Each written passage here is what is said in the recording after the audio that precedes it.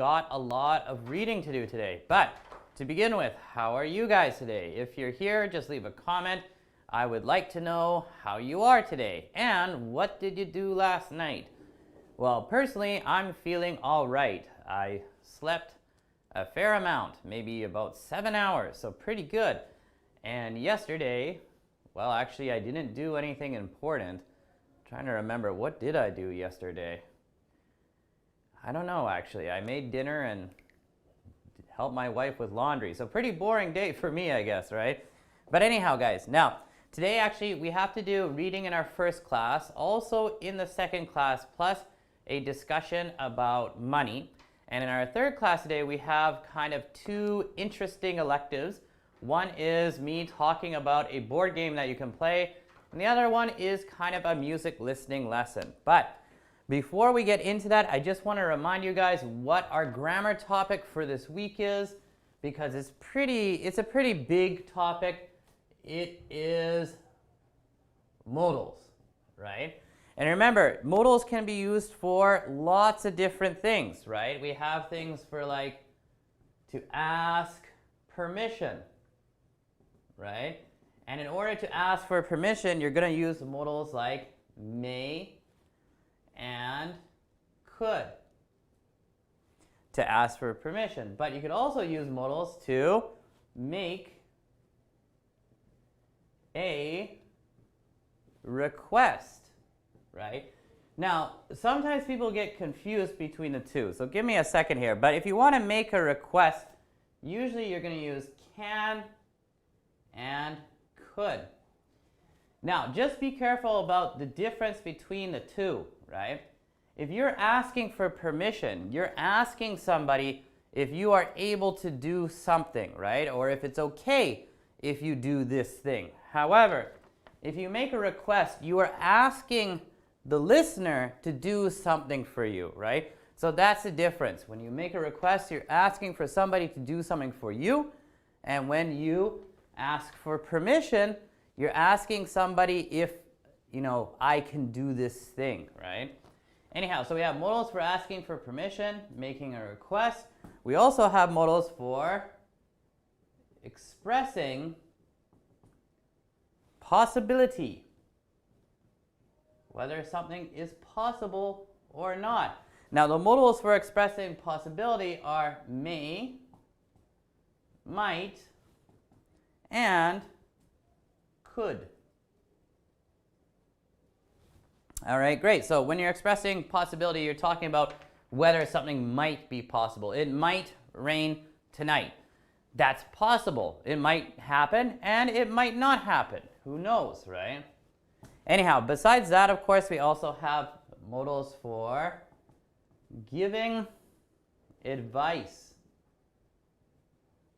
or making a suggestion. All right, and so for giving advice or making a suggestion, of course, you're going to be using just one modal, and that modal is very useful. Of course, it is should. Okay, now besides that, of course, we also have expressing necessity, something that must be done, or compulsion. And therefore, of course, you're going to use must, and you can also use have to, right? So you have to go home. You must return the book. These are things that you have to do. You must. It is a necessity. You cannot avoid it. Okay, good. And we also have expressing prohibition, something you cannot do. And for expressing prohibition, we've got just must not. And there we go. Expressing a promise. Expressing a promise or intention.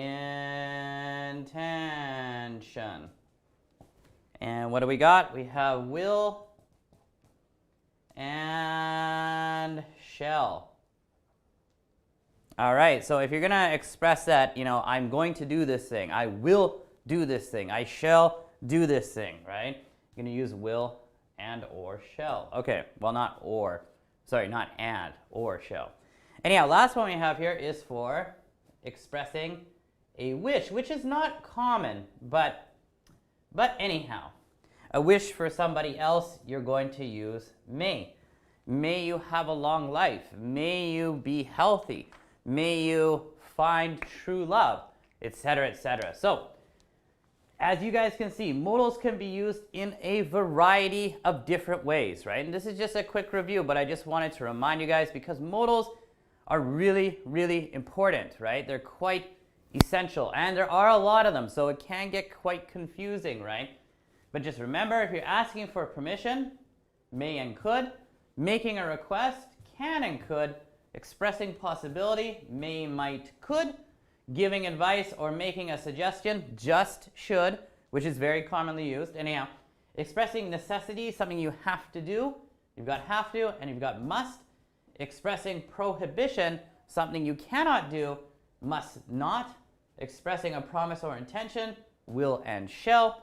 And lastly, expressing a wish, you're going to use may. All right, guys. Now that we're done that quick review, let's actually get into what we're supposed to be doing today, which is some reading in our first class and maybe the second half of our next class. So you guys should take a look at the reading article. I believe it's about Apple. Yeah, Apple removes customer reviews from online sites. Ooh, Apple, how could you do that? You evil, evil company, right? Although I do love their products are really good. Anyhow, so this is the sheet that you guys should be taking a look at here. It says breaking news English, many online quizzes at URL below. Okay, cool. Anyhow, yeah, the title again of our article is Apple removes reviews from online stores. This is from the 25th of November, 2019. So this is actually kind of recent, right? It's less than a year old, so that's pretty good, right? It's about 10 months old, and it's about, you know, one of the world's most powerful companies, right? From the United States, Apple Computers, right? Now, actually, I believe Apple is the #1 most profitable company in the world. I know that, I believe it's the business magazine Forbes ranks like the top 10 or top 100, 200 companies in the world. And I think Apple took the #1 spot maybe a couple of years ago, right? And right now they are definitely #1. Previously, like 10 years ago, 15 years ago, I think the top 5 were actually dominated by mostly oil companies. But because the price of oil has gone down and because the oil industry is not doing so well, a lot of tech companies have taken the top spots now, and I think Apple is #1. I think Google is #2 or #3, although I think Google overall is more powerful than Apple. But anyhow, that's just my personal opinion. Anyhow, guys, so we have this reading article here. It's not too long, just 2 paragraphs. So let's read through this here, and then we're going to do some of the activities. We won't do all of the activities because that would be kind of insane, but we will do some of this. But yeah, before we get started, what do you guys know about Apple? Do you guys use Apple iPhones? Do you use a MacBook Pro? Do you use, what is it called? MacBook Air? Or maybe you use Apple TV. Of course, Apple is such a big, powerful company. There are rumors that Apple is also going to be releasing their own TV at some point. And of course, they also have their own streaming service. And, well, wait, do they have the streaming service? Well, yeah, I think it's called Apple TV. I don't know if it's popular. I'm more of a Netflix kind of guy. But anyhow.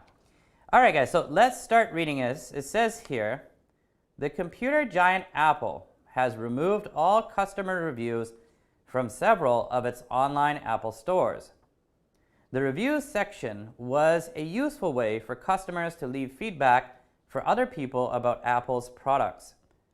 The review section on the Apple Store began disappearing last week. Apple has removed the ratings and reviews section of its online stores across the world. The reviews pages have gone from the stores in the USA, UK, and Australia. This means that anyone in those countries wanting to find reviews on Apple products will have to visit other websites. Apple has not yet commented on its decision to remove the ratings and reviews section, so nobody knows why they have taken this action. I can make a guess, but anyhow, let's continue reading.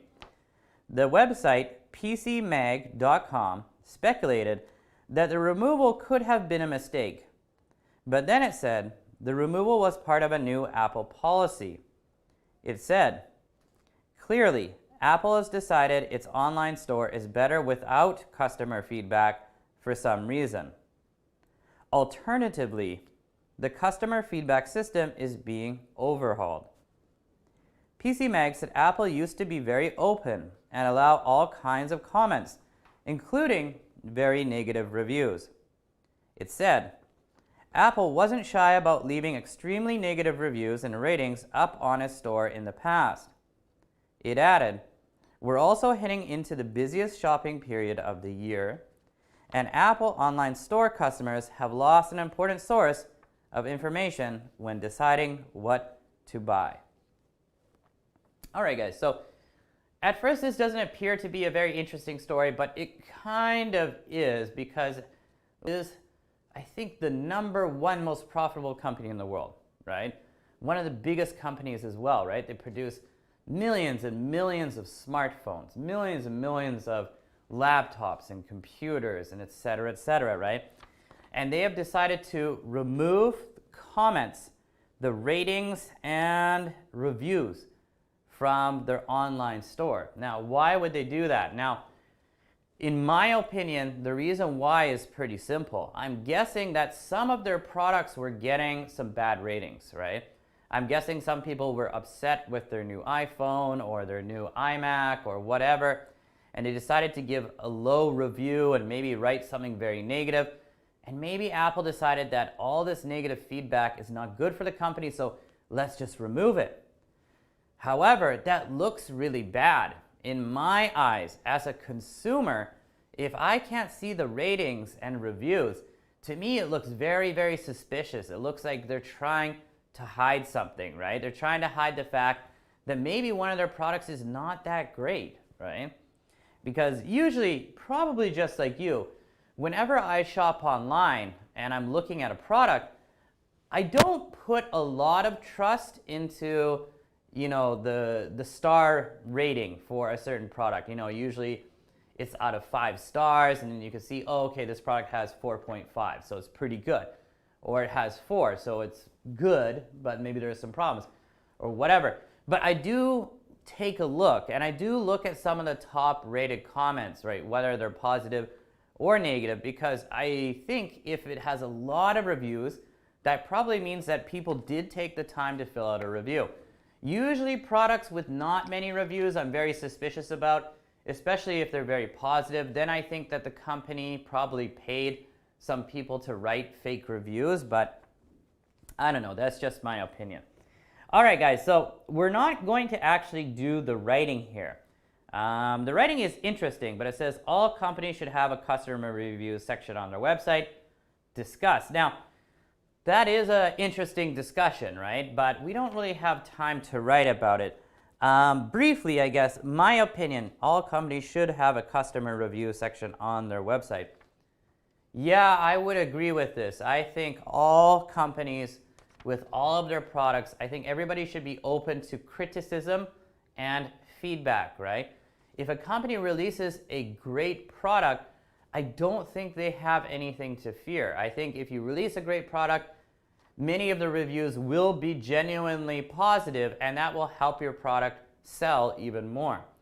However, if a company such as Apple releases a product that is not as good as the previous one, or kind of bad, I want to know about that. I want to see some feedback. I want to read the negative reviews just in case there is something really wrong with this product. So I do think all companies should have a customer review section, and if they don't, that will probably signal to me that they are not that confident in their product, and if they're not that confident to open themselves up to criticism from, people who bought their product, then maybe that's a product I don't want to buy. All right, guys, but it says chat, talk about these words from the article. So I think what we should do is just discuss these words, right? First word is computer. I think everybody is okay with computer, right? We all use computers in our daily lives, or at least most of us use a computer in our daily lives, especially if you work somewhere. Regardless of your work these days, almost everybody uses a computer. The next term we have here is giant. Now, giant can be a noun and it can be an adjective, right? A giant as a noun is just a really, really big person, right? And from mythical stories and legends from the past, a giant is just a very large human-like creature, right? And usually in these old myths and legends, giants are kind of aggressive and usually kind of scary. There are some stories where the giants are friendly, but anyhow. As an adjective, of course, this is where you'll be using giant much more.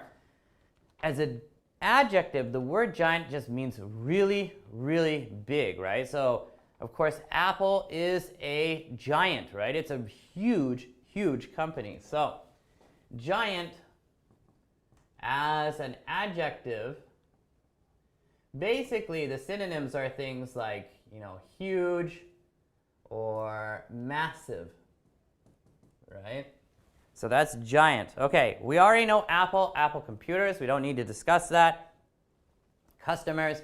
I think you guys already are familiar with customers as well. A customer is a person who buys a product or service from a store, right?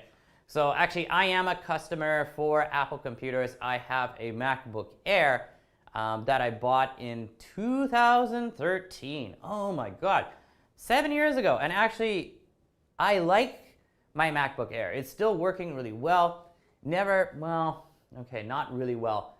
It's still working fairly well.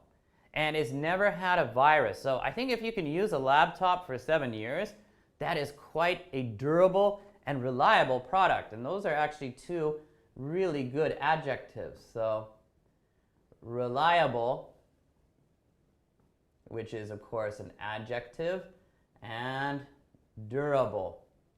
They have a similar meaning, but they're a little bit different. If something or somebody is reliable, it means you can trust them. They don't let you down, right? So Apple products in general, I believe, are reliable. You can trust them. They work. And I think Apple products are also usually durable. And durable means like physically strong or last for a long time, right? So Apple products are also known to be durable. My wife had an iPhone 4S that she used for about 4.5 years. It never broke down. There was never a problem with it. But then she accidentally left it in her back pocket, and then she put it into the washer, and it destroyed it. But that's okay. Anyhow, yeah, in general, Apple products are known for being both reliable and durable. Another product I would add to that, though, is usually a lot of people in Canada believe that Toyota cars, one of the reasons why Toyota is maybe number 1 or number 2 in the Canadian car market is because they have a very good reputation for being both reliable and durable. People believe that if you buy a Toyota car, it's going to last for a long time, doesn't require too much repairs, and it's a good, durable and reliable product, right? Anyhow, so moving on, guys. Next term we have here is online store. We already know what an online store is. Everybody here probably does online shopping. I'm sure you guys sometimes use Amazon, or maybe if you're in Japan, Rakuten, or in Korea. Actually, is it Naver Marketplace? I can't remember. In Brazil, in Chile, maybe you guys also use Amazon, etc. Anyhow, after that we have reviews. Of course, reviews are a review of an item, usually on an online store, right? Whenever you are shopping for a product, you probably take a look at customer reviews. That's what I do, right? Because you want to see what is customers' feedback like? Is it overall negative, overall positive? What are some of the top rated comments? This is something I always do. Whenever I'm shopping, I think I'm a pretty careful shopper, and I think I'm pretty thrifty, which is another good word. Thrifty is an adjective, and if you are a thrifty person, the meaning of thrifty means like someone who is careful with their money, right? So if you are a thrifty person or a thrifty shopper, it means like you usually only buy something if it's on sale, right? And not only that, you do your research, you compare prices for this product at different stores, and you kind of shop around. So for me, personally, when I'm making a large purchase, usually I will shop around, I will look at different online sites, I will look at the reviews, and I will compare the prices at different stores or the prices of different products, and then I will try to purchase something based upon my own research and based upon customer reviews. So for me, customer reviews are really useful. And I think, again, for me, I think the more reviews there are, the more accurate they are, right? Or the more accurate the rating is, at least, right? Usually if there are not many reviews, I think, okay, this product is really new, so a lot of people haven't tried it. Or if there aren't many reviews, I get suspicious and I think, oh, maybe the company paid people to write these reviews. But if a product has like over 500 reviews, I view that as pretty legitimate, and I do pay attention to them. Anyhow, next term here is feedback. Feedback is a noun. Feedback is like information you receive back from customers, right? So a company, like an online store like Amazon, they sell a product and then they receive feedback or reviews from customers, right? Or in your workplace, sometimes you will have an evaluation, right? Maybe once or twice a year, your manager will meet with you and give you feedback, right? They'll say like, hey, John, I've been watching you the past 6 months and you're good at this, this, this. But on the other hand, we also have some problems. You're not good at this, this, this. So I'd like you to improve on those things and blah, blah, blah, right? And that is called feedback or constructive criticism, right? Constructive criticism is criticism, but is meant to be helpful. But feedback is a good term. Everybody in the workplace, we want feedback. We want to know what are our weaknesses as a worker, so hopefully I can improve upon my weaknesses. So I want feedback too, right? If I meet with my coworkers and they're like, hey, Allan, you suck, and you're not good at this, this, this, well, I guess that's kind of sad, and I might be defensive, but I want to know that information, right? Because I want to be a better worker, and I want to be a better colleague to my coworkers, because we all work on a team, and you don't want to let down the team unless you're a bad person, right? But anyhow, I brought up another good adjective, and that was defensive. Now, actually, defensive is something you might think that is a good adjective and has a good meaning. But I would say no. Usually if we describe somebody as being defensive, it means they're not very good at taking criticism. If I'm like, hey, John, I've been watching you and I think you're not good at this and this. And they say, no, I am good at this. What are you talking about? Bleh! Right? I think like, wow, John is really defensive and he doesn't like feedback. Well, that means I don't like John. Maybe I should think about firing him. Just kidding. John's a pretty good worker. Anyhow, guys, after feedback, we have the word decision. I'm pretty sure you guys all know the word decision. That is the noun form of the verb decide. So decide is the verb. The noun is decision, right? And in our daily lives, of course, we make many different decisions, right? What am I going to have for lunch? Pizza or hamburger or a salad? Okay, I'll choose the salad because I'm currently on a diet, right? Or, I don't know, maybe you'd have to make a decision about what you're going to watch on TV tonight, right? Am I going to watch The Bachelor, or am I going to watch, what's another good garbage TV program? Am I going to watch The Bachelor, or am I going to watch the news? The news is good, though. Anyhow, so yeah, decision, I'm sure you guys are okay with. We make tens or hundreds of decisions every day. Next term here, this is a good term and a little bit harder. It is the verb speculate. To speculate. Now, to speculate is very similar to guess, right? To make a guess or to make an assumption. So, okay, a guess or an assumption.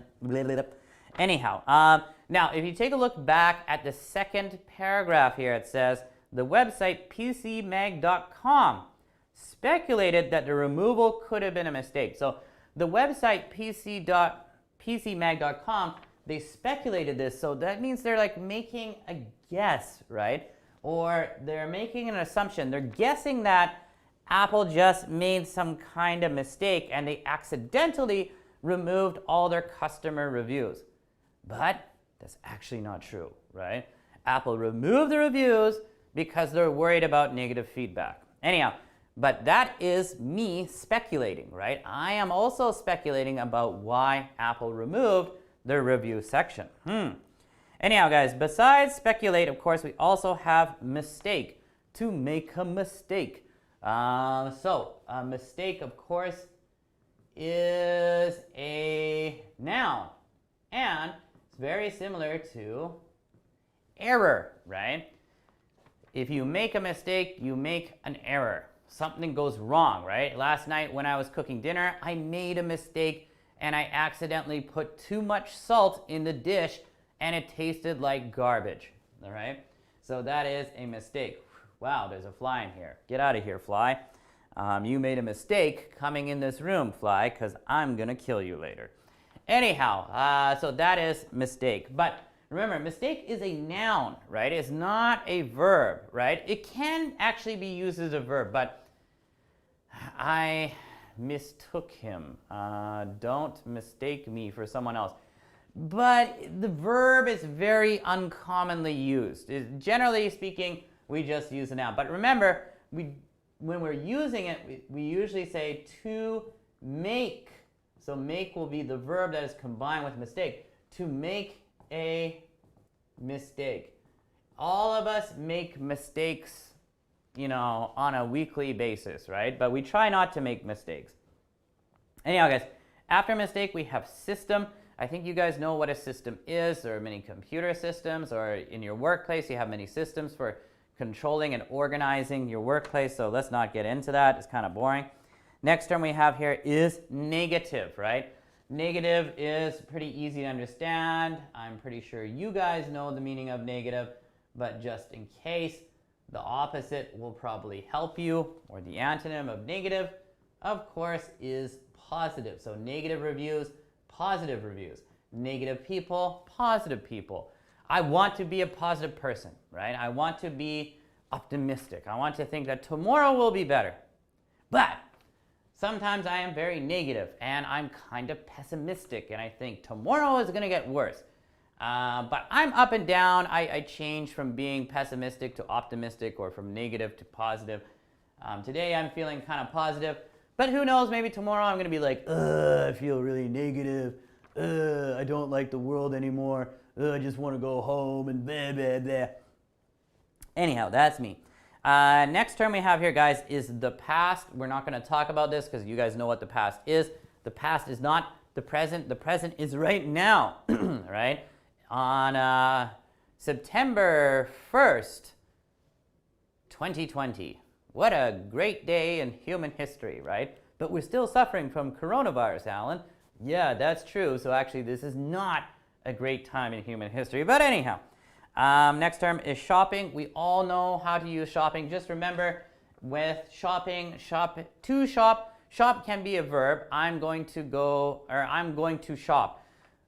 Yeah, you can use it like that, but it's not commonly used like that. Just remember, it's usually used like this: to go shopping. I want to go shopping. I want to go shopping at Zara, right? The Spanish fashion store, right? To get some fashionable Spanish clothing, right? I'm going to go shopping at, or I'm going to go shopping online. I'm going to do online shopping. So, yeah, anyhow, you guys are okay with that. And, information, that's too easy. And last one, buy, too easy. All right, guys, so I think we went over all the vocabulary here. Talked about the terms here that are like maybe a little bit more difficult than the others. And I brought up some good terms here: defensive, reliable, durable, and thrifty. These are all really good adjectives. These are something you could also use in your writing.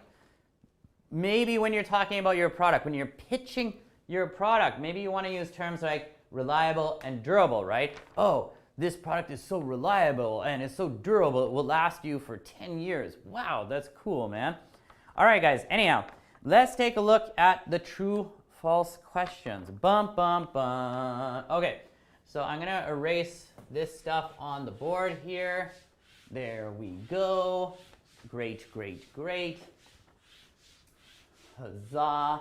Let's take a look at some true false questions. So we're going to have to look at these questions here, and we'll probably have to go back to the reading because I can't remember everything, to be honest.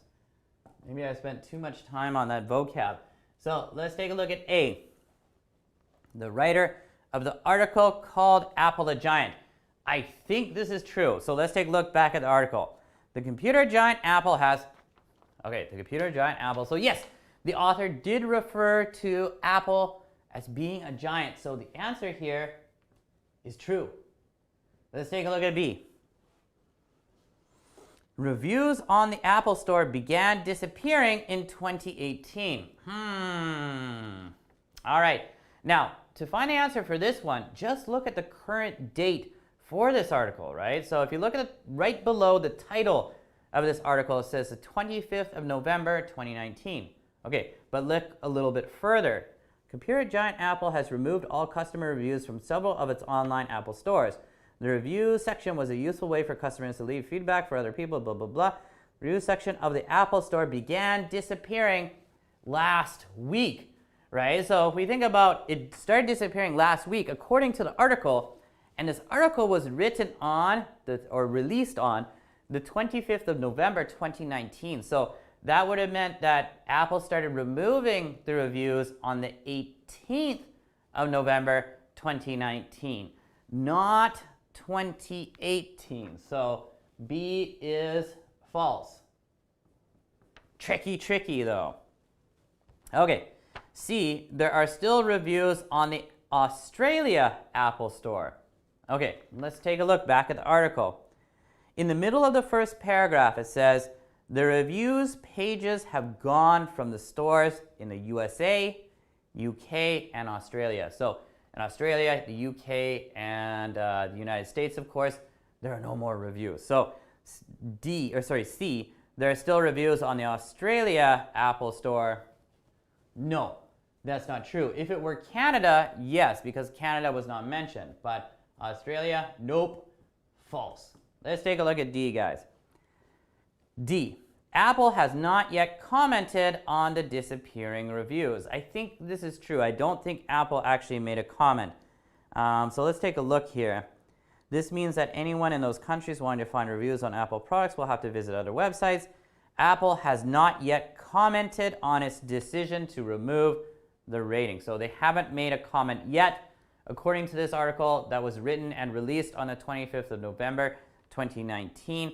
So D, Apple has not yet commented on the disappearing reviews. Yes, that is true. They haven't commented yet. Okay, maybe at this point, you know, it's September 1st, 2020, maybe they have commented on that probably recently. Anyhow, well, not recently, but sometime in the past 6 months, 9 months. Okay, so let's take a look at E, guys. E, a website said the disappearing reviews might be a mistake. I think that's true. So, beginning of the second paragraph here, the website pcmag.com speculated that the removal could have been a mistake. So pc.com, they're speculating or making an assumption or making a guess that Apple removed the review section and it was a mistake, right? So yeah, a website said the disappearing reviews might be a mistake. This is true. All right, moving on to F, guys. The website said Apple might be overhauling its system. But then it said the removal was part of a new Apple policy. It said, clearly Apple has decided its online store is better without customer feedback for some reason. Alternatively, the customer feedback system is being overhauled. The website said Apple might be overhauling its system. Clearly, Apple's decided. Said Apple used to be very open. Actually, I think the answer here should be, the website said it might be overhauling its system. I guess this is true, but honestly, I want to put false because of the word might. But anyhow, no, that's true. Okay, let's take a look at G. The website said Apple never allowed negative reviews on its site. I think that is totally false, actually, because take a look again at the second paragraph. It says, PC Mag said Apple used to be very open and allow all kinds of comments, including very negative feedback. So used to in the past accept very negative feedback. So the website said Apple never allowed negative reviews on its site is totally untrue, because Apple used to allow lots of negative reviews, right? So let's take a look at H. The website said customers have found a new source of information.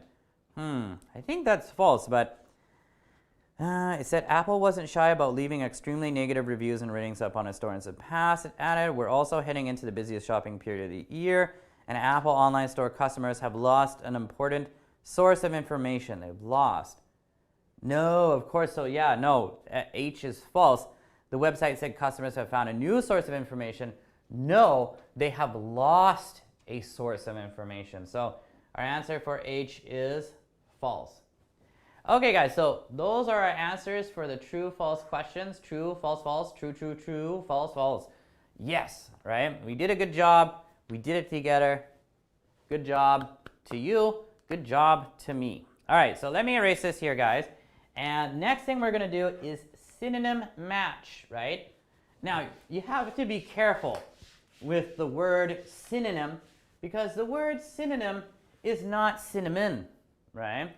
Remember, synonym is a word of a similar meaning, right? But cinnamon is a delicious spice that's kind of sweet, right? That you put on buns to make cinnamon buns. Yum, yum, yum. But not synonym buns, right? That would make no sense. So synonym and cinnamon. Cinnamon, synonym, right? Sounds almost the same, but slightly different. All right, guys, so let's do this synonym match. Synonym match. Do. Oh, that is a terrible job of underlining, right? Anyhow, guys, let's take a look here. Number 1, so it says the words in bold are from the article. So these are good words to know. So of course we're, matching the words on the left with a word of a similar meaning on the right, because this is synonym match, right? So our first word is removed. Okay, so what word is similar to removed? Let's take a look-see here. Is it A, details? B, go to? C, error? D, guidelines? E, goods? F, maintain? G, bad? H, taken away? Yeah, there we go, taken away. Removed is no longer there. Somebody took me away, right? I've been taken, like the movie Taken with Liam Neeson, right? So if my dad is Liam Neeson, I'm gonna be okay though, because Liam Neeson will track them down and kill them for me. So anyhow, removed is most similar to H, taken away. Great movie. If you haven't seen Taken, you should definitely watch it. Taken away. Okay, let's take a look at number 2 for a synonym match. We have the word products. Now, this one should be easy. Products could be similar to something like items, right? Actually, this one is not very easy. A lot of people don't know this, but actually, products is the same as goods. A lot of people don't know this, but goods as a noun, right? I have many goods, I have many items, I have many products. Has the same meaning as products. So anyhow, that is number 2. Let's take a look at number 3. Section. Okay, this one might be a little bit harder, guys. So section, okay. Section is usually used when we're talking about a certain part of a book or an online store, right? There are many different sections when you go to Amazon, right? There's the electronics section, the clothing section, footwear section, lawn chair section, you know, blah, blah, blah, blah, blah, right? So many sections. So actually, section is similar to J, which is area. Now, they have a similar meaning, but that doesn't mean they're the same, of course, right? Remember, area usually is talking about a physical area, right? There are many different areas within an office building. Section can also be used to refer to a physical area, but it's usually more likely used to talk about an online store and the different areas in an online store. So area can also be used like, hey, go to the different area on this website, but you're more likely to use section. Anyhow, number 4, guys, we have visit. Visit. I'm going to visit my parents. Next year, after everybody has been immunized with a COVID-19 vaccine, hopefully, and if it never comes out, then I will never see my parents again, except maybe online. We'll see what happens, right? So anyhow, visit. What do we got for visit? Oh, okay, well actually the answer here is very easy. Our answer is B, go to, because I could say like, hey, I'm going to visit the Apple store. I'm going to visit this mall. Like I'm going to go there, right? So good enough. And number 5, we have commented. So when you comment on something, you say something about it, right? So that's why our answer is I, which is spoken about. Spoken about. Spoken about for Canadians, right? We don't say spoken about, we say spoken about. A. All right, so number 6, guys, we have mistake. All right, so like I said before, mistake is like an error. Let's see what we got here. Oh, perfect. Yes, our synonym here is error. Cinnamon. Let's take a look at number 7. We have policy. Company policy, company rules, right? So company rules or guidelines. So our answer here is D, guidelines. Excellent. Good, good, good, good. Okay, guys, now actually I need to erase the board because I kind of ran out of room. So just remember, synonym for removed is taken away. Synonym for products is goods. A synonym for section is area. Synonym for visit is go to. A synonym for commented is spoken about. A synonym for mistake is error. And a synonym for policy is guidelines. Anyhow, so let me erase this here. And let's move on to number 8. We have overhaul. Now, I didn't really talk about overhaul before, but to overhaul something is to like completely change something. So overhauled is similar to maintained, I guess. That's not how I would usually use it, but yeah, that's basically correct. Okay, wait, maintained is F. Okay. So let's take a look at number 9. We have negative. Negative. So negative is similar to, pretty easy, G, bad. Negative reviews are bad reviews, of course, right? And number 10, we have information, or as the French say, information. Information, right? I need more information about the cheese, right? Information. Don't worry, I'm part French. Information is similar to A, details. Okie dokie, guys. So we got all our synonyms done. We have finished our synonym match. Well done, Alan. Well done, students. Let's move on. Now, of course, we only have a couple of minutes here, but okay, we're definitely going to do the phrase match on the next page.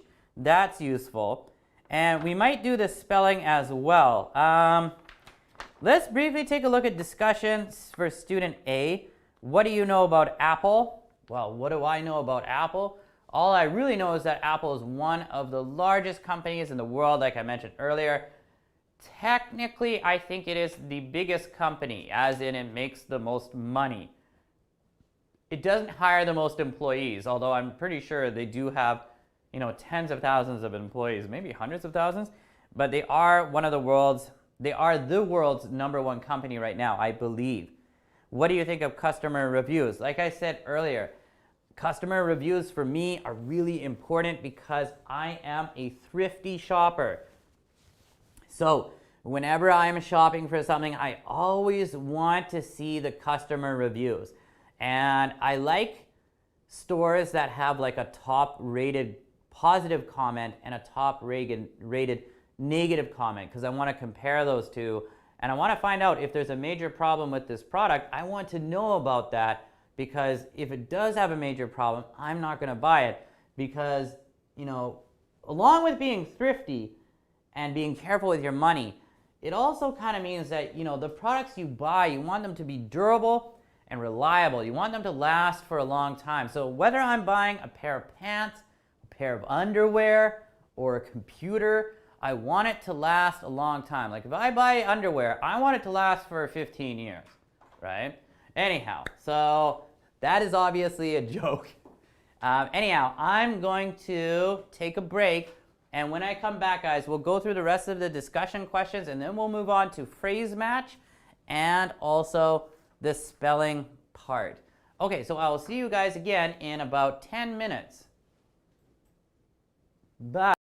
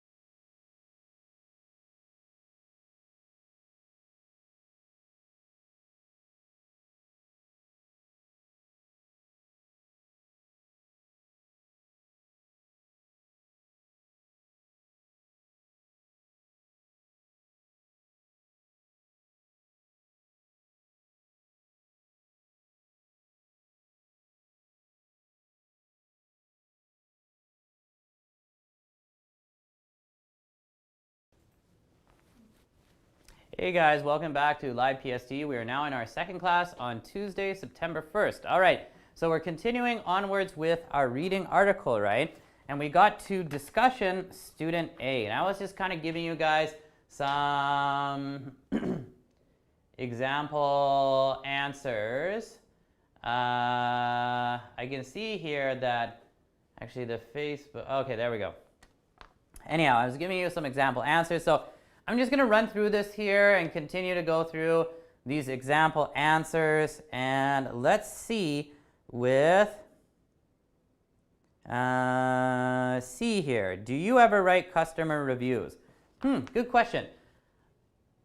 I usually don't write customer reviews. However, if I really like a product, sometimes I will write a really good review. Or if I go to a restaurant and I really like it and I think this is a good restaurant, other people should come here and it should be busier, sometimes I will leave a review, like, and give them maybe 5 stars, because I usually only write a review if I really like it or really hate it. So I'll leave a really good review and I'll say, like, this is a place to come to, you know, you should eat here, or this is a great product, da da da da da. On the other hand, I also write reviews when I don't like something. When I really, really don't like something, or if a product doesn't work, I will leave a negative review and I'll say, like, you know, this product is garbage. Somebody's got to get this cleaned up, or somebody's got to fix this. This is junk, right? D, do you ever read customer reviews? Yes, I do read customer reviews. I think that's useful feedback on products that I want to know, that I might be interested in. So yes, definitely. Why do you think Apple removed the customer reviews section? Well, I already speculated, but I think the reason is because maybe one of their new products was receiving a lot of negative reviews. I'm guessing Apple decided to remove their comment section and review section because they didn't like the negative feedback and they realized that it might hurt their business. So that's why I think they removed the customer review section. And I totally disagree with Apple. I think that's a really kind of not dirty thing to do, but I think it's really lame. I think it's kind of a loser move. So too bad for you, Apple. F, what review would you give for Apple? Ooh, okay, as a company. Okay, out of 5 stars, I would honestly give Apple a 4 out of 5. Because I do own one of their products. I don't have an Apple iPhone, but I do have, like I said earlier, a MacBook Air from 2013. It's still running. It's been a really reliable and very durable product. And I think over time, I have saved money by buying this product, because I think a lot of times when you buy a PC laptop, usually I feel like I used to buy them in the past, they only last for like 2 or 3 years, and then they get a lot of viruses and they start to slow down, and then you have to get a new one. So I think by buying this MacBook Air and using it over the past 7 years, I think I've actually saved money, because like in the meantime, I would have bought 2 different PC laptops that wouldn't have been as good as the MacBook Air, right? So anyhow, that's my opinion. G, how would you review breakingnewsenglish.com? As an English teacher, I'd give breakingnewsenglish.com 4.5 out of 5. I think it's a really useful and free resource for lots of students out there. I don't think the material is, you know, super spectacular, but I think it's very good. And that's why I give it 4.5 out of 5. So it's a really good site. It's very useful. How might people review your work? Whoa, okay, time to get critical about myself. I think as a worker and as kind of a manager, I would give myself 4 out of 5. I think I am sometimes a hard worker, although sometimes I can be a bit lazy. However, I am dedicated to my job, and as a manager, I'm trying to do things in a different way. I know that sometimes I have to be strict and I have to be harsh, but I've tried to be, how can I say, an understanding and compassionate manager, not a nice manager, because nobody likes nice guys. I think nice guys, I think that's very negative, or it's not a good thing to be a nice guy. So My opinion is, yeah, I'd give myself 4 out of 5. I think I'm doing good. I don't think I'm doing very good, and I don't think I'm doing great, but I think I'm doing good. And I think I can improve, just like everybody out there. I could be more efficient. I could try to get more done in a day. I should try harder. I guess I just need more energy. My main problem is my home life with 2 daughters and my wife. Of course, after work, when I go home, I have to help out. And of course, that's wonderful and I really enjoy it, but I do get tired. So I think, unfortunately, I just feel tired a lot of the time, and that kind of demotivates me. But if I weren't tired, I think I would work harder and be more effective, and maybe I'd be 4.5 out of 5.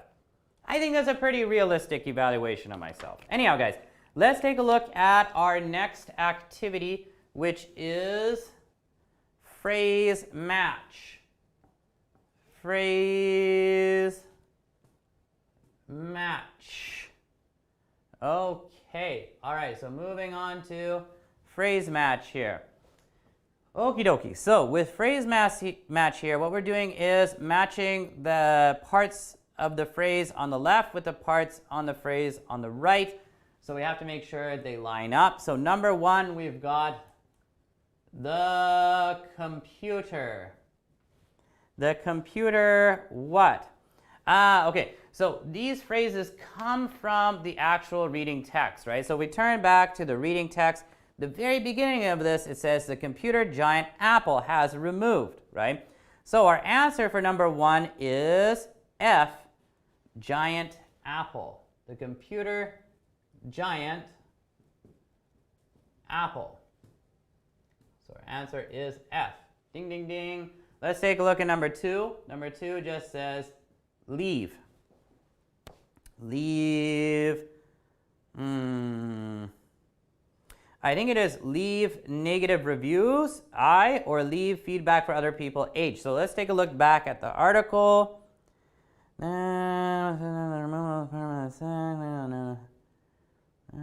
section was a useful way for customers to leave feedback for other people. Okay. So yeah, leave feedback for other people. Leave feedback for other people. So our answer is H. There we go. All right, guys, so we got number 2 done. Number 3, visit other. Visit other. So I think visit other websites. I think it's G, but I'm just going to take a look back here.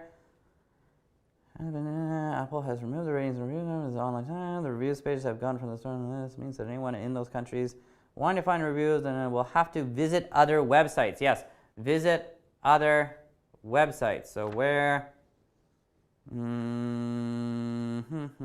Yeah, visit other websites. So our answer here is G. Okay, number 4.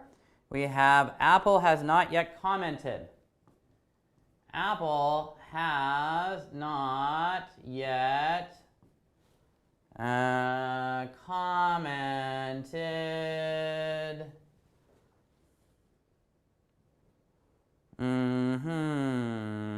On its decision would make the most sense here. I'm going to go out on a limb and say, yeah, it's definitely going to be B, but we should double check this here. Yeah, Apple has not yet commented on its decision. Okay, awesome. So yeah, number 4, my guess was correct. Let's take a look at number 5. Nobody knows why they have. Nobody knows why they have. Nobody knows why they have taken this action makes the most sense. So I'm just going to write that down now, but I'm going to double check it. Taken this action. So that is C. Okay, well, let's take a look back. So nobody knows why they have taken this action. Great. Okay, so I got it. Let's take a look at number 6. We have the removal could have. the removal could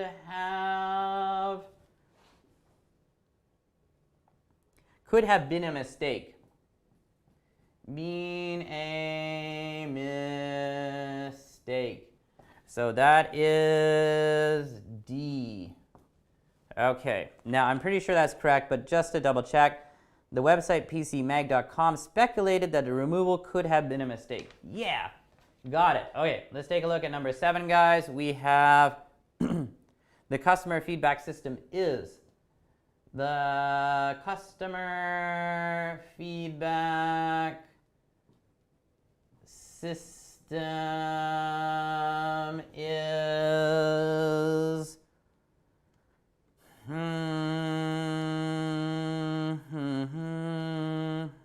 being overhauled is most likely the answer, but again, I will double check it.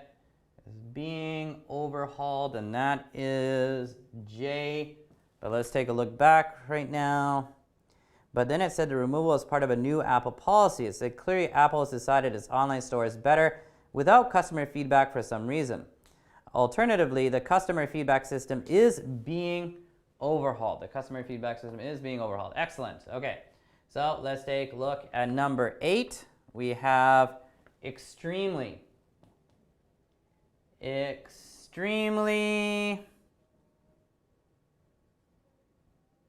negative reviews, I believe, but let's take a look back here.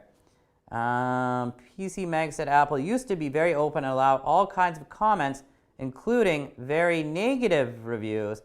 It said Apple wasn't shy about leaving extremely negative reviews. Yes, extremely negative reviews, and that is extremely negative reviews. That is I. Great. Okay, so number 9, the busiest shopping period. The busiest shopping period. The busiest shopping period of the year. Definitely E. Of the year. So that is E.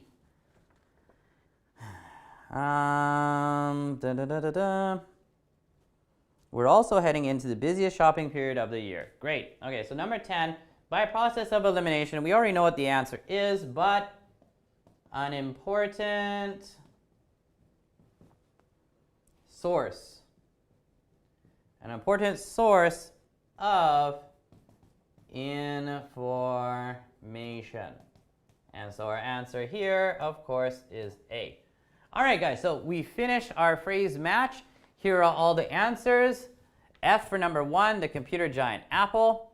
2, leave feedback for other people. H, visit other websites. G, Apple has not yet commented on its decision. B, nobody knows why they have taken this action. C, the removal could have been a mistake. D, the customer feedback system is being overhauled. J, extremely negative reviews. I, number 9, the busiest shopping period of the year. E, and 10, an important source of information. A. All right, so we got that done. We're not going to do discussion for student B. That would take too much time. I think the last thing we could really do here. What is the last thing we could do here?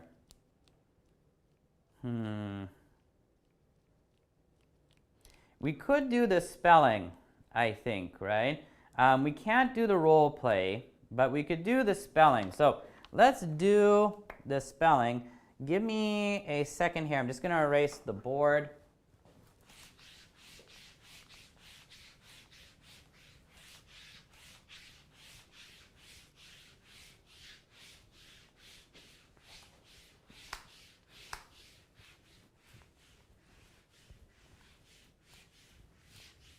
Now, of course, the spelling here, like the words are mixed up. We have to kind of unmix them.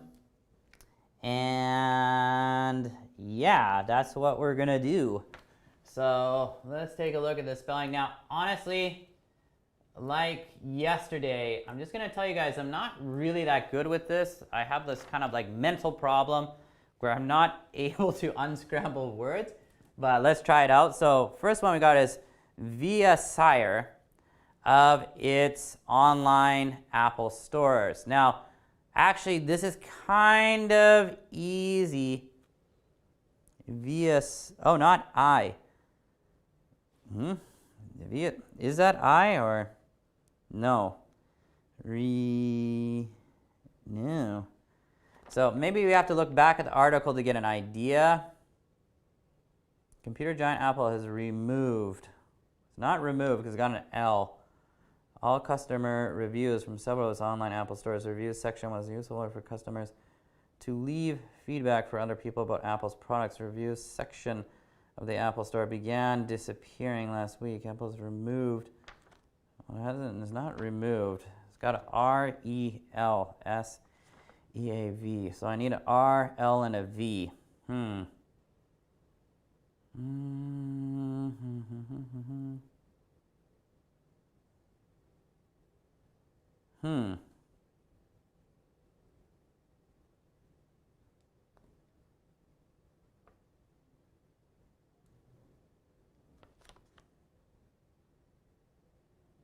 That's weird.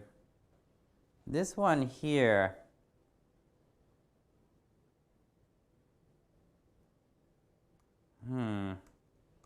This one here, the first one is really tough, guys. I thought I could figure it out, but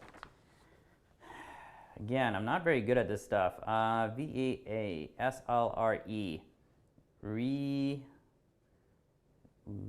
What? V-R-L-V-S.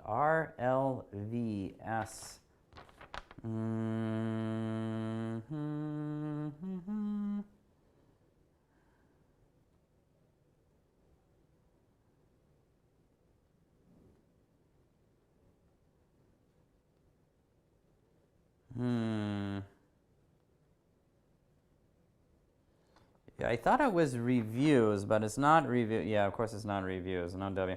Then reviews page is gone from the stores. It means that anyone in those countries wanting to find reviews on visit other websites. Wait, okay, 1 second. 1, 2.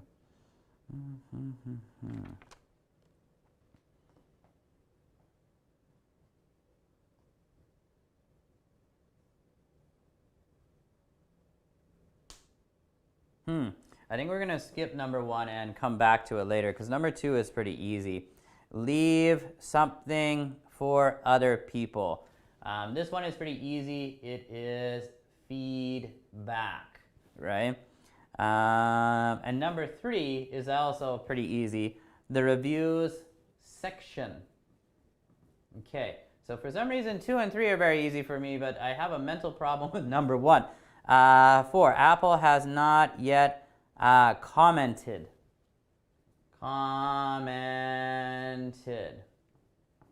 Now, actually, again, let me try number 1 again. Something of its online Apple stores.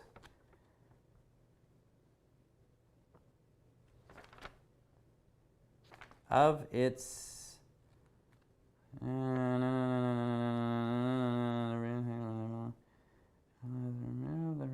section of its online Apple stores section. Move the ratings and reviews section of its online stores, of its online Apple stores. Oh my God, I can't believe that took me so long, guys. Sorry, my mistake. It is several. Blech, right? Man, that took me way too long. Yes, I am an English teacher. Anyhow, let's take a look at number 5. It's something to remove the ratings. This is decision. It's decision to remove its online rating system. 6, we have here why they have taken this note. Why they have taken this action. Okay, number 7. The website pcmag.com that speculated. So So this is a good way to review like the vocabulary that was like kind of useful or maybe a little bit more difficult in the text here. Number 8, could have been a mistake. Mistake. Delicious steak, right? Anyhow, number 9, system is being overhauled. And that should be overhauled. Overhaul. All right.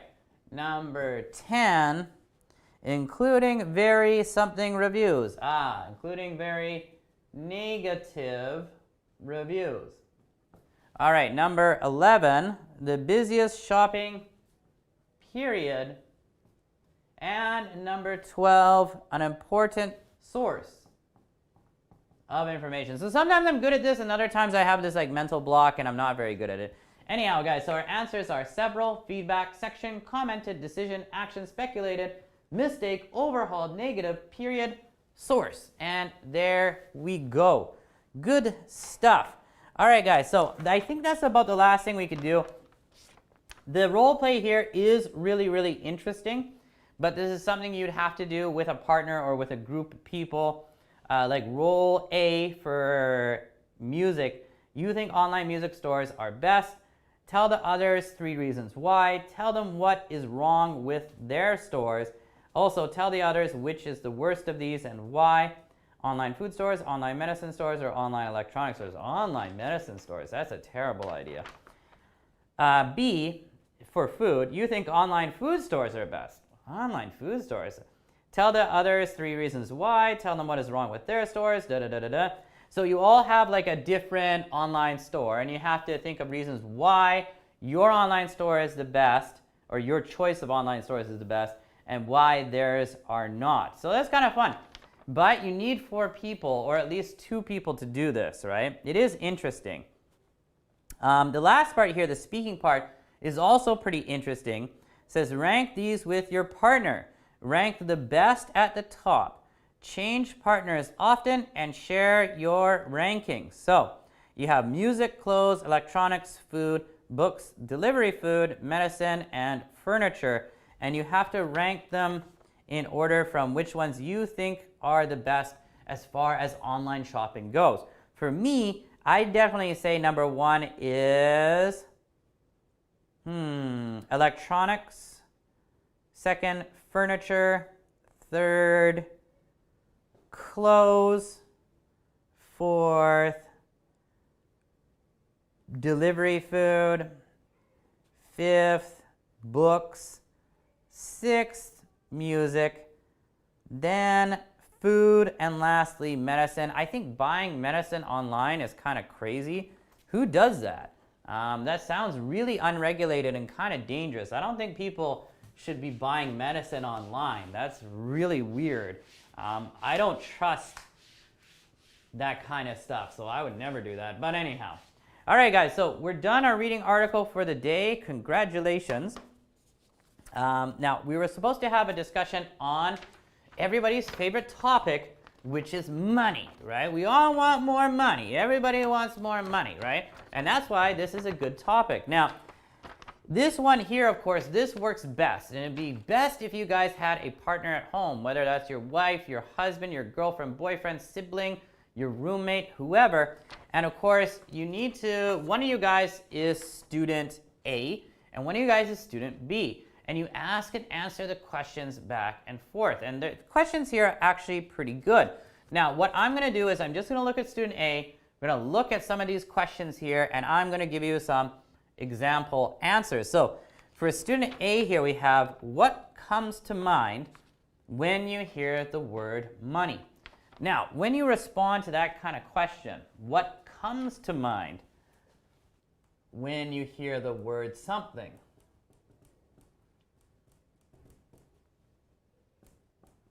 The way you want to respond is you want to say something comes to mind when I hear. So when you're giving the answer, what comes to mind when you hear the word money? Think about what comes to mind. What do you think of when you hear the word money, right? Maybe more than one thing, all right?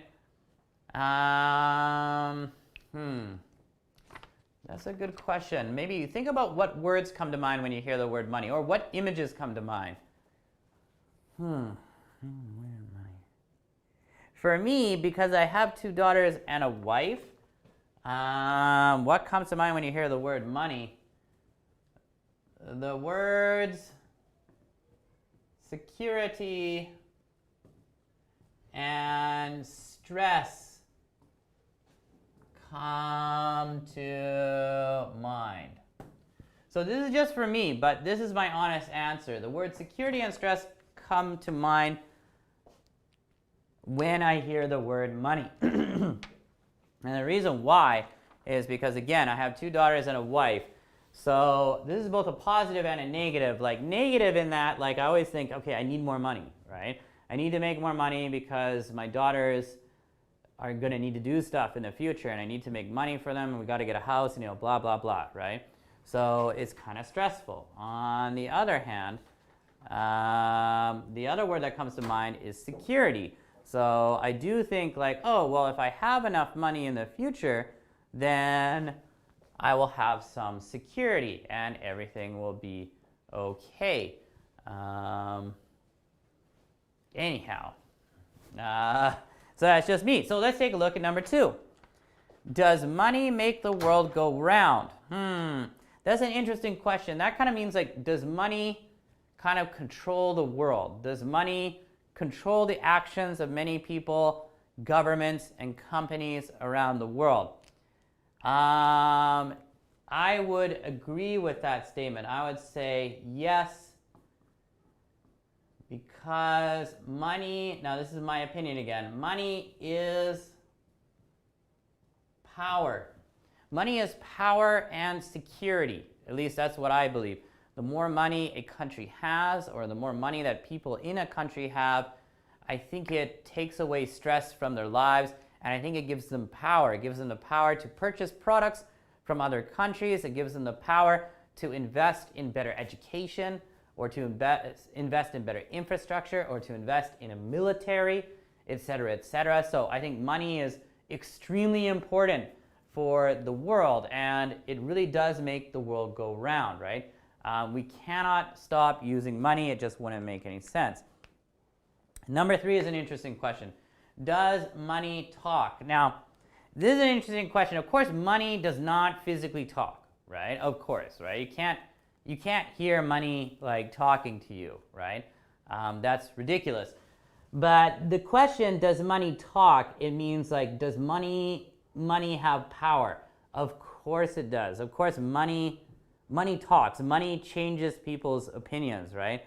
Like if somebody asks you to do something that you don't want to do, let's say somebody comes up to you and they're like, hey, clean that bathroom over there, right? You'd be like, who are you? No, I'm not going to clean that bathroom. But then if they said, hey, I'll give you $100, well, money talks, right? Like that would probably change my mind. If somebody's like, hey, I'll give you $100 if you clean that toilet. I don't want to clean that toilet. That's gross. But I get $100 for it? Yeah, money talks. So I'm going to say yes, money talks. Sorry, guys. Number 4. What would life be like without money? What would life be like without money? I don't know, honestly. Money is needed. My understanding of money is that money is needed as a form of exchange. I give labor, or I work for this company, and therefore this company owes me money, right? Or I use this money in exchange to buy this product. So what would the world be like without money? I think would be really stupid to suddenly take money away. I think what would happen is people would just start exchanging different products, right? Like somebody say, hey, I have a lot of beef, right? I have a lot of meat. I'll exchange this meat for your computer or something like that. But I think this would be very chaotic. So I think number 4, life without money would be chaotic. It would be messy. Now, I know there's a lot of like people on the left or people who are hippies that have tried to make communities where they don't use money. And a lot of times these communities just really don't work, right? Money is just a way to evaluate somebody's hard work, and it can be used to purchase products. So money, I don't have the best relationship with money, and I don't think I have enough money, but I understand the importance of money. I think it is important. I think without money, things would be really disorganized and very chaotic. And I don't think that would work. I just don't. Yeah, I think that's ridiculous. Okay. Number 5. How often do you think about money? I think about money more than I would like to. This is not maybe something I think about every day. Almost every day. Yeah, I think about money quite frequently. That'll be my answer. I think about money quite frequently. Yeah, I think about money pretty often because, you know, you have to buy stuff. And again, I am a thrifty person, or I try to be thrifty, so I try not to spend too much money. So yeah, but I think about it pretty often. I wish I didn't, but I do. Number 6, what does the expression money doesn't grow on trees mean? What would life be like if it did? So that's an interesting expression. This is something my dad used to often say to me and my brothers and sister. He'd often say, you know, if we asked for money from my dad, I'd say, hey Dad, can I have $2 or can I have $5? And then he'd say, well, listen, no, money doesn't grow on trees. So I would say this expression means that money is not easily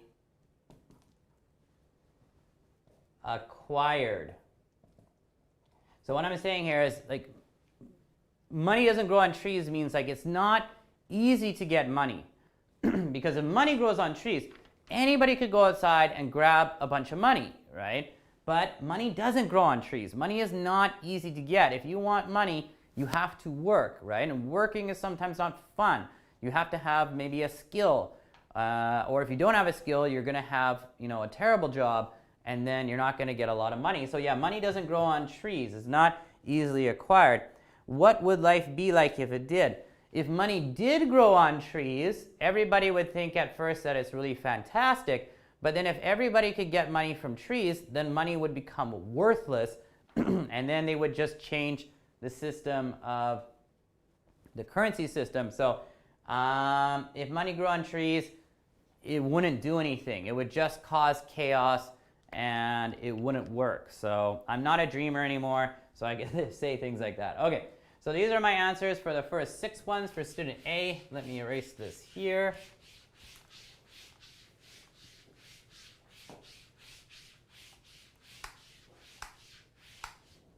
Okie dokie. And let's take a look at number 7.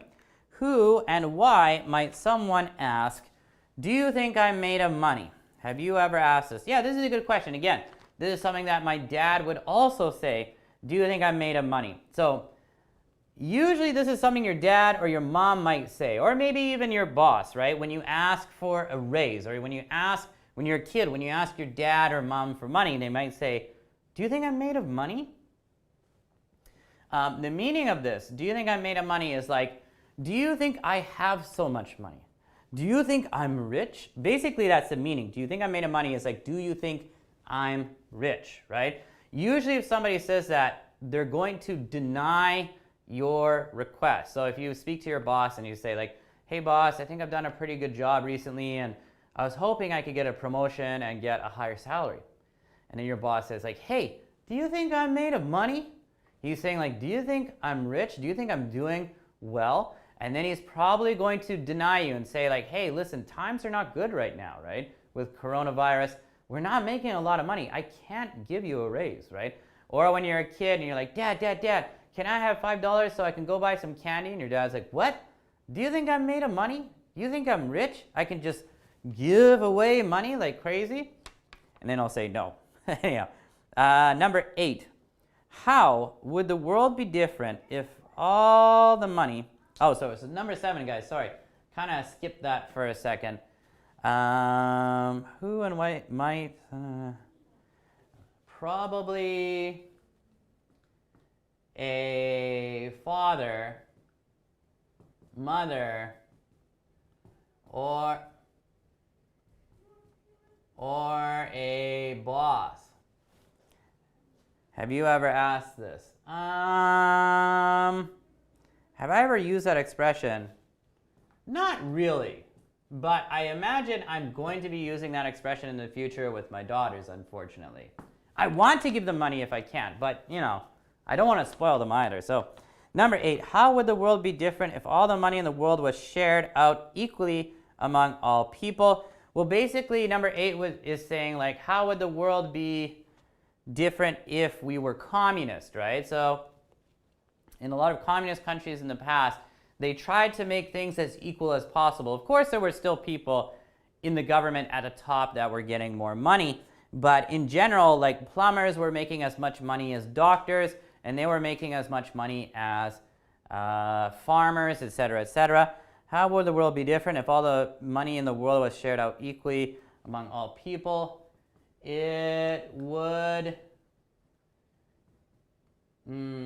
take away any incentive to work hard and be creative. It would be destructive,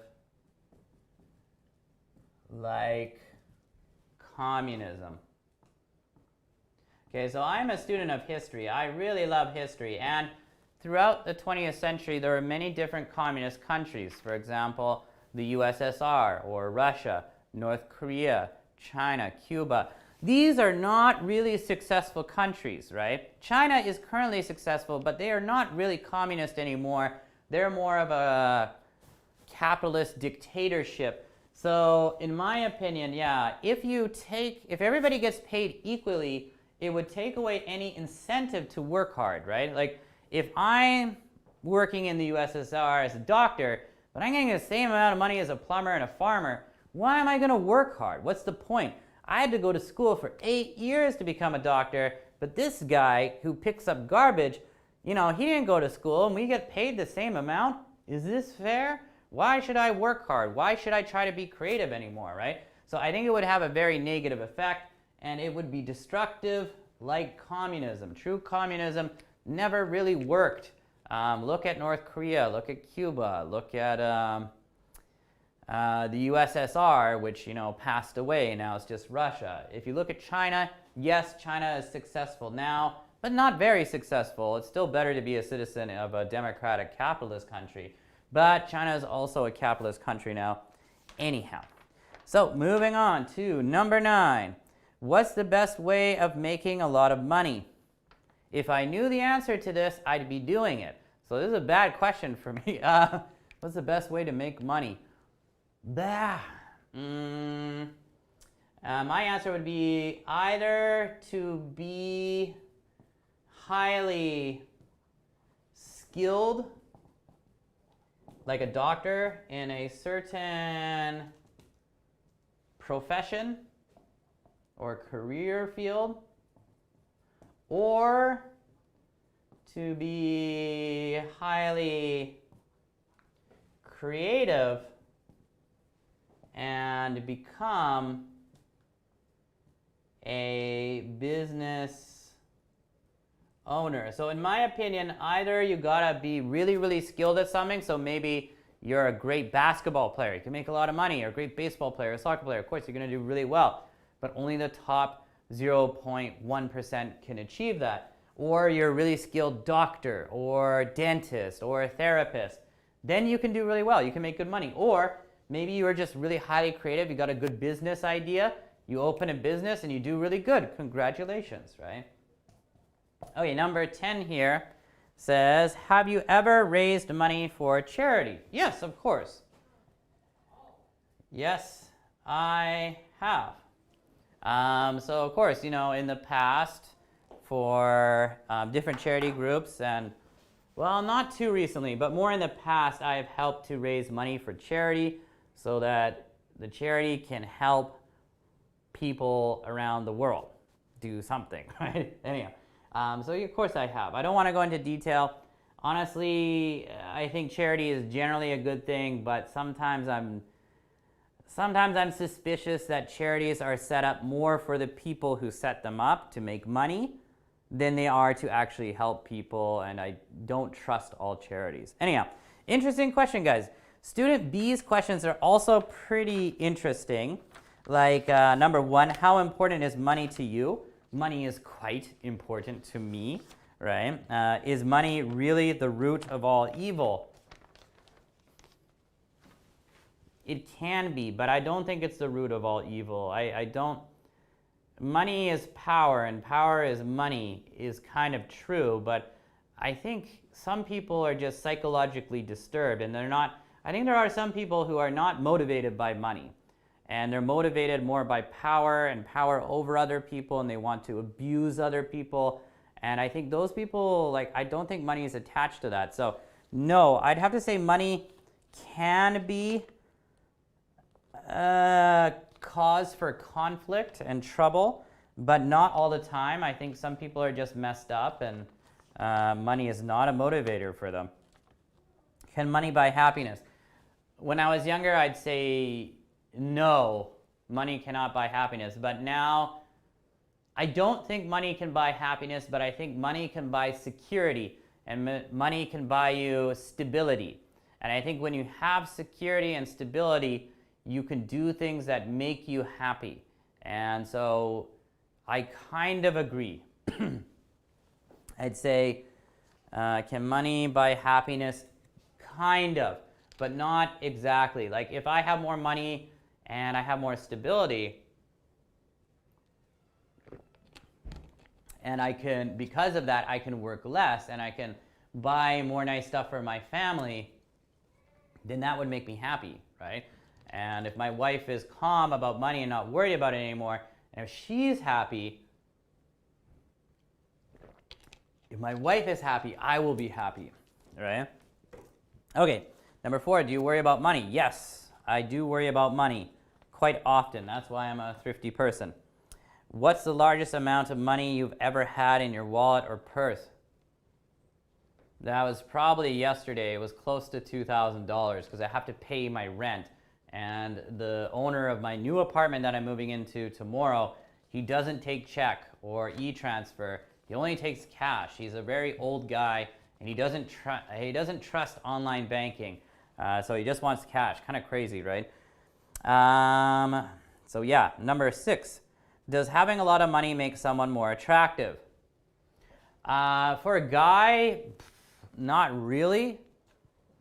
I think, this is controversial. I think for women, if a guy has a lot of money, it is attractive because some women are maybe gold diggers. Not many, but I think some women are attracted by a guy with a lot of money. But I think other women see guys who have a lot of money as being like successful, ambitious, hardworking, and I think those are just good traits that a lot of women look for in men, and that's totally fine. I agree with that. But for men, yeah, I admire women who work hard and have good ideas, but I'm not really attracted to them automatically. But I do admire them. I respect them, right? And if they are attractive in other ways, then I will also be attracted to them. But anyhow, number 7, have you ever lost a lot of money? Yeah, I've lost a lot of money, but not that much. I think the most I've lost is about 600, which is not good, and that was gambling, and that was very stupid. So I learned a good lesson. I don't gamble anymore. How much pocket money should a 13-year-old get? I don't think a 13-year-old should get very much pocket money. Now, times have changed since I was a kid. Maybe $10 a week, Maybe less, $5 a week, something like that. Do you ever run out of money? No, I'm very careful with my money. When I was in my early 20s, yes, there were times when I ran out of money and I was really in big trouble. But I think I learned from those times, and now I'm much more careful about my spending, and I try not to be in that situation because that's not good. Do you agree with the idiom that a fool and his money are easily parted? Yes, I totally agree. If you're an idiot and you don't spend your money wisely, you will lose all your money. So anyhow, guys, that is the end of our money discussion. So the perfect timing. We're going to take a break for 10 minutes. And when we come back, we're going to look at some very interesting elective activities. So I'll take a break and I'll see you again in 10 minutes.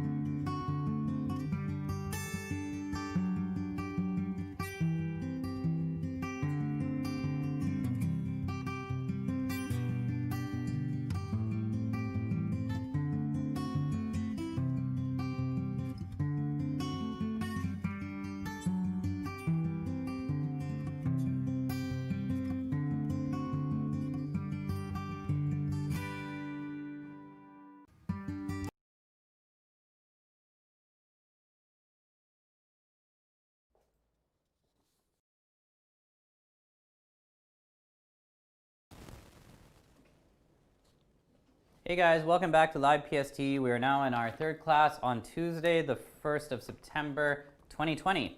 All right guys, so in our third class today, we actually have two different separate activities. One of them I can't really do with you guys, so I'm just going to explain it, and the other one is a music listing one. So it should be pretty interesting. So anyhow guys, I want you to take a look at this sheet here. It says, how did you feel, ? Board game, right? So this is a board game. So you've got the instructions here, and then you also have the actual board game, which could be a lot of fun if you have somebody to play this with, right? Ideally, you should have a printer and print this off and then try it out. So it says, in this adjectives of feeling board game, students practice describing how they felt the last time certain things happened to them. So the procedure here, it says, demonstrate the activity by asking students how they felt the last time the following things happened to them.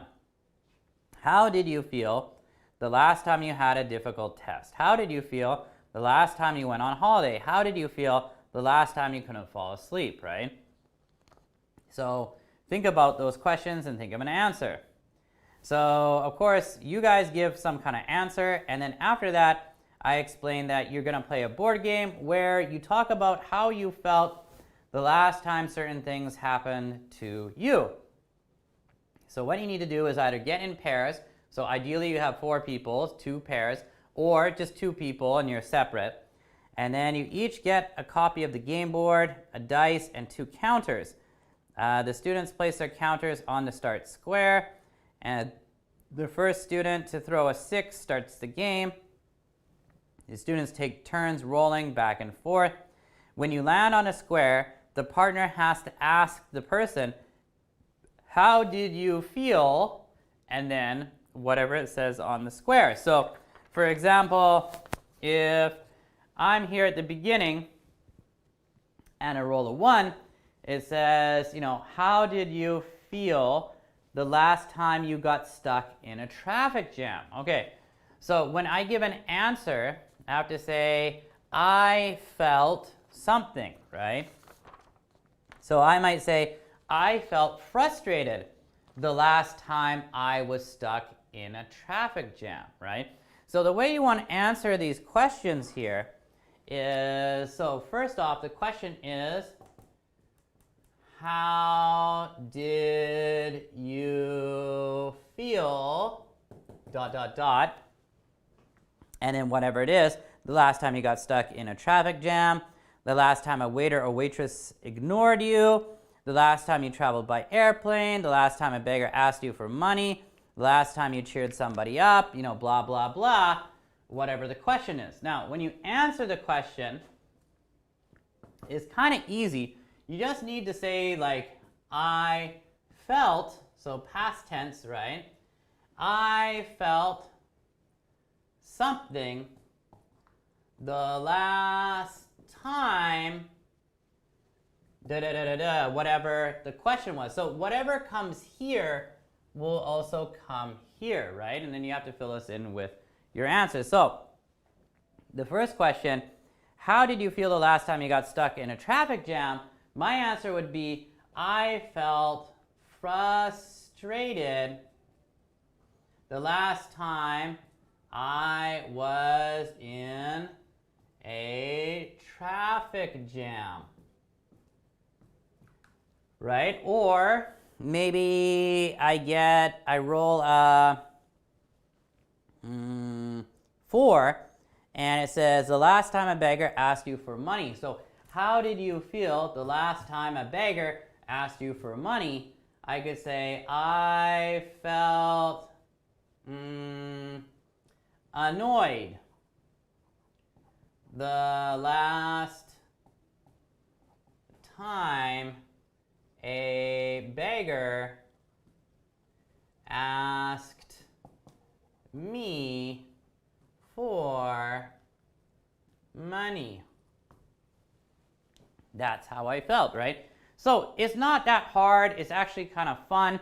If you, so let's say your opponent or the other player rolls the dice, they land on a square, then they have to answer the question correctly. If they don't answer the question correctly, then they have to return. Actually, let's check the rules here. A student then asks the question describing how they felt. Yeah, if they don't answer the question correctly, then they cannot move onwards, right? And that's how you play it. So I highly encourage you guys to try this out. I think this is a lot of fun. Yeah, how did you feel the last time you had to wait a long time? I felt also irritated the last time I had to wait a long time. How did you feel the last time you went on holiday? I felt excited the last time I went on holiday. How did you feel the last time you won something? I felt great the last time I won something. How did you feel the last time someone gave you a hug? I don't know. Yeah, I felt good the last time someone gave me a hug. Last time someone gave me a hug, it was my daughter, so you know that was fine. How did you feel the last time you watched a horror movie? Yeah, I guess I felt scared the last time I watched a horror movie. Scared, but in a good way. How did you feel the last time a shop assistant tried to sell you something? Oh, I definitely felt annoyed the last time a shop assistant tried to sell me something. How did you feel the last time you lost something? I felt panicked the last time I lost something. How did you feel the last time you helped someone? I felt good the last time I helped someone. How did you feel the last time you had a difficult test? I felt frustrated the last time I had a difficult test. How did you feel the last time you laughed a lot? I felt joyful the last time I laughed a lot. How did you feel the last time you ate too much? I felt bloated and gross the last time I ate too much. How did you feel the last time someone interrupted you? I felt annoyed the last time someone interrupted me. So I'm using a lot of the same like feeling adjectives, but again, this is a really good way to practice. So I highly recommend doing this at home if you can. It's pretty cool. Check it out. It's a lot of fun. But the other thing we're going to do, which is going to take more time, guys, is called Hand in My Pocket by Alanis Morissette. So what we're doing here, it says, in this adjectives worksheet activity, students complete a song gap fill with adjectives and then discuss the meaning of the adjectives and song. So it's supposed to divide you into two, and you listen to the song 2 or 3 times and try to fill in the gaps. Before you play the song a third time, have the students compare and discuss the answers in their teams, then play the song again. And after that, teams take it in turns to choose a number and write the missing adjectives on the board. Award 1 point, blah, blah, blah. So it's actually kind of a... whoa, this is really long. Okay, so basically, though, you're going to be listening to this song by Alanis Morissette and trying to fill in the gaps here with appropriate adjectives. And then after, we're going to discuss those adjectives and the meaning of the song. And yeah, let's try this out. I think I need a pen, guys, because I don't have the answer key here. So I'm also going to try to fill this in. We are going to listen 3 times to this song, and we'll see how it goes. This song is by Alanis Morissette. She is a pretty famous Canadian musician. She was more famous in the 1990s and maybe the early 2000s. Not very active anymore, but I think she's a nice lady. She is Canadian, so I should support her. Anyhow, so let's listen here, guys, and I'm going to try to fill in the gaps as well. Here we go.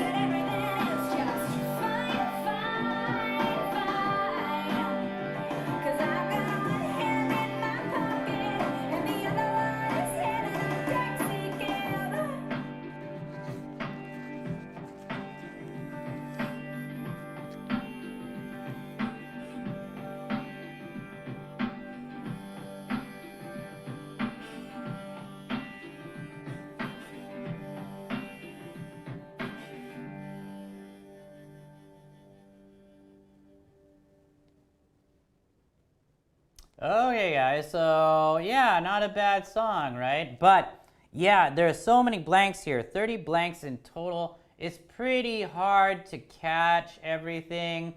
I think what we need to do is definitely listen one more time, if not two more times. Try your best to fill in the gaps. After you're completely done, of course, we're going to talk about the adjectives. Most of the adjectives here are not that hard, but we're going to talk about the adjectives. Of course, I'm going to write them down on the board, and then we need to discuss like what is the meaning of the song and like what is she talking about, right? So anyhow, let's listen again to Alanis Morissette.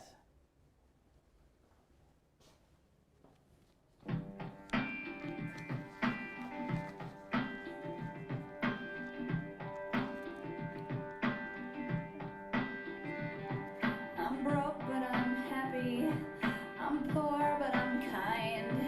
I'm short, but I'm healthy. Yeah. I'm high, but I'm grounded. I'm sane, but I'm overwhelmed. I'm lost, but I'm hopeful, baby. And what it all comes down to is that everything's gonna be fine, fine, fine. 'Cause I've got one hand in my pocket and the other one is giving a high five. I feel drunk but I'm sober. I'm young and I'm underpaid. I'm tired but I'm working, yeah. I care but I'm restless. I'm here but I'm really gone. I'm wrong and I'm sorry, baby. And what it all comes down to is that everything's gonna be quite alright. 'Cause I've got one hand in my pocket and the other one is flicking a cigarette.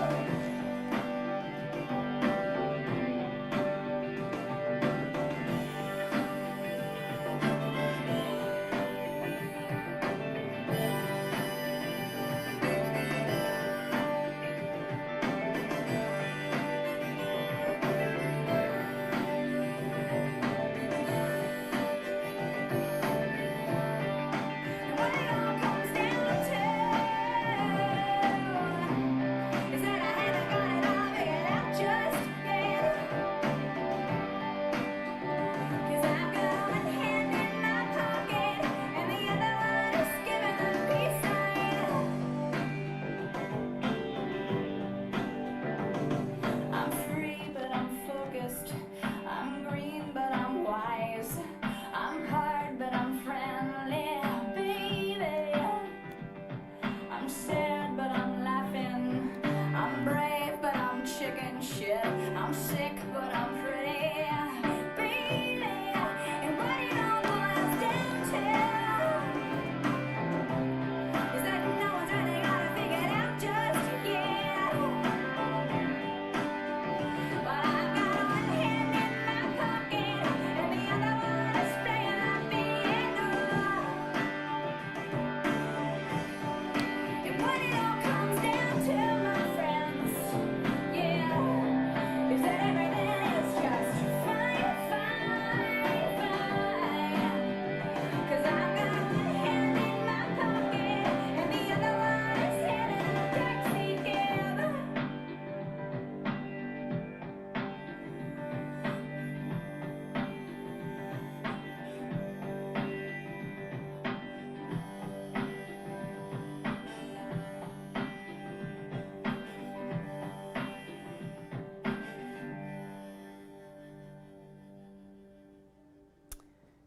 Okie dokie, guys. So for me, I got this filled in, but honestly, that is pretty hard, right? So I think we're gonna have to listen just one more time. I know you might be tired of listening to Alanis Morissette at this point. She's a pretty creative singer. I'm not really a big fan of her voice, to be honest. But yeah, why don't we listen one more time, and then we will finally talk about how to fill in these blanks here, and then look at the adjectives and look at the meaning of the song. So let's listen to Alanis Morissette one final time. Here we go.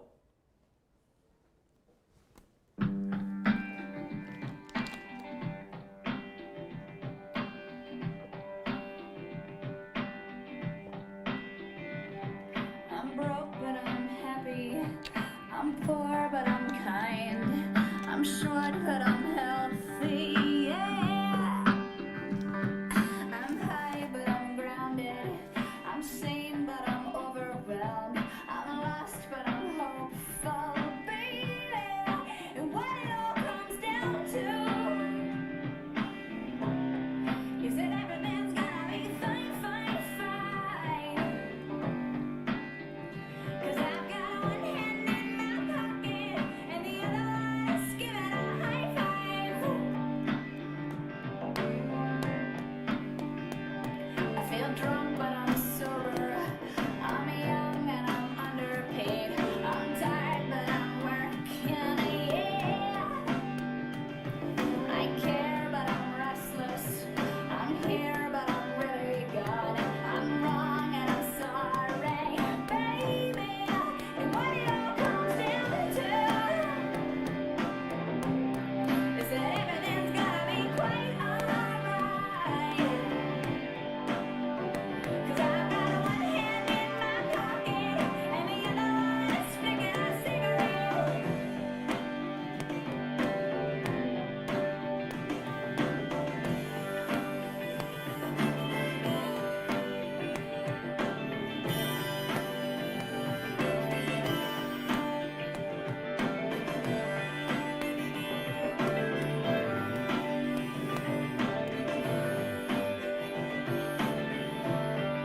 And what it all comes down to is that I haven't got it all figured out just yet. 'Cause I've got one hand in my pocket and the other one is giving a peace sign. I'm free, but I'm focused. I'm green, but I'm wise. I'm hard, but I'm friendly, baby. I'm sad, but I'm laughing. I'm brave, but I'm chicken shit. I'm sick, but I'm pretty, baby. And what it all boils down to is that no one's really got it figured out just yet. Well, I've got one hand in my pocket and the other one is playing a piano. And what it all comes down to, my friends, yeah, is that everything is just fine, fine, fine. 'Cause I've got one hand in my pocket and the other one is hailing a taxi cab.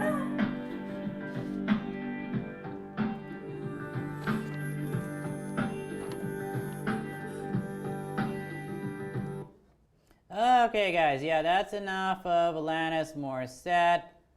That's good enough. Okay, so let's talk about the adjectives that go in the blanks here. So the gap filling part, right? Now, actually, yeah, there is a lot of gaps here. Or sorry, there are. Oh my God, I'm an English teacher, right? Now, number one, okay, I'm broke. I'm broke, but I'm happy. Then she says, I am not rich, I am poor, but I am kind. I'm short, but I am healthy. Yeah.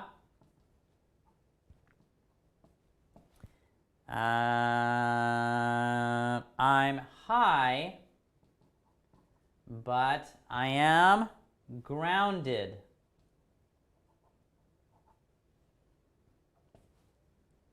I am sane,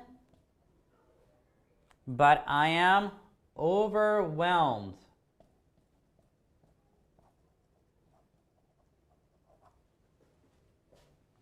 Okay, so let's move on. I'm lost, but I'm hopeful.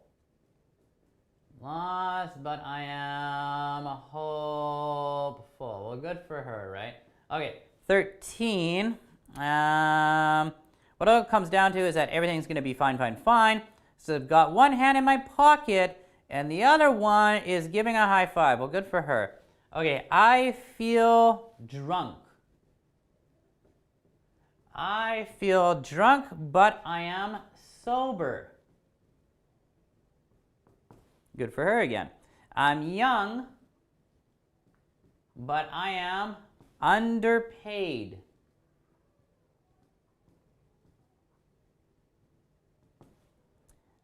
I am tired, but I'm working, yeah. I care, but I am restless. I'm here, but I'm really gone. I'm wrong, and I'm sorry, baby. Wrong. Okay. So moving on to 20. What all comes down to is that everything is going to be quite all right, because I've got one hand in my pocket and the other one is flicking a cigarette. What all comes down to is that I haven't got it all figured out just yet, because I've got one hand in my pocket and the other one is giving a peace sign. I'm free. I'm free, but I'm focused. Okay, good for her. 22. I'm green, but I am wise. I'm hard, but I am friendly, baby.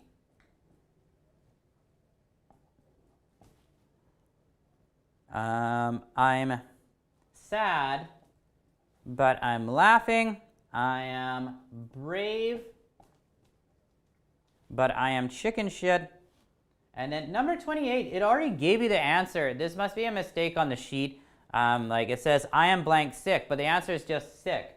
I am sick, but I am pretty, baby. And then what it all boils down to is that no one's really got it figured out just yet. I've got one hand in my pocket and the other one is playing the piano. And what it all comes down to, my friends, yeah, is that everything is just fine, fine, fine. So fine is our last one here. And I've got one hand in my pocket and the other one is hailing a taxi cab. All right, guys, so lots and lots of adjectives here. The majority of these adjectives you guys should be fine with, right? Now, at the very beginning, she says, I'm broke. Now, we know what, broke is the past tense of break. Break something, you destroy it. But when you say that you are broke, it means you have no money, right? You are basically poor. So broke means no money. Basically, it means you are poor. Then she said, but I'm happy, so we're okay with that. I'm poor, but I'm kind, right? So we're okay with these ones here. So she's saying she has no money, but she's happy. She's poor, but she is a kind person, right? She's a nice person.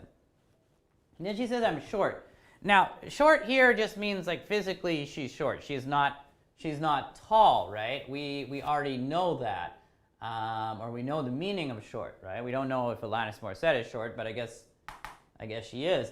Yeah, so that's it. Now, short can be used in a different way though. Like if you say, I'm short, it can mean like I don't have enough money. It doesn't mean that you're completely broke, because broke means zero money, nothing, right? Or very, very little. Short basically means, yeah, you don't have enough money. You have some, but you don't have enough for something. Anyhow. So she says, I'm short, but I'm healthy. So good for her. Then she says, I'm high. Now this one, guys, now you know what high means. Of course, high can mean high up in the air. But high can also have a different meaning. So if people drink too much alcohol, they get drunk, right? But if people smoke marijuana or do drugs, they get high. So basically, high is another word for intoxicated. Intoxicated means there are drugs or poisons in your body, right? Drunk can also mean intoxicated, right? So if you are intoxicated, it means you are either drunk or you're high. You're drunk on alcohol or you are high on drugs, right? Anyhow, then she says, I'm high, but I am grounded.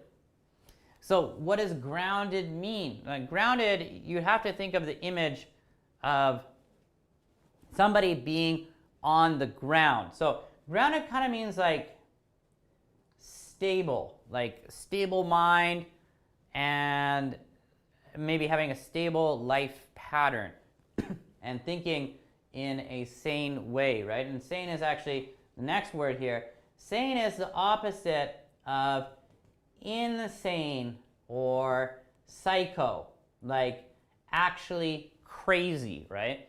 So if you're insane or psycho, your mind is not working properly, right? You're like the Joker in the Batman series. The Joker, of course, is an insane, crazy character. If you are sane, you are thinking in a normal way, right? You are not a crazy person. You are sane, right? So sane is a good adjective. S-A-N-E, sane.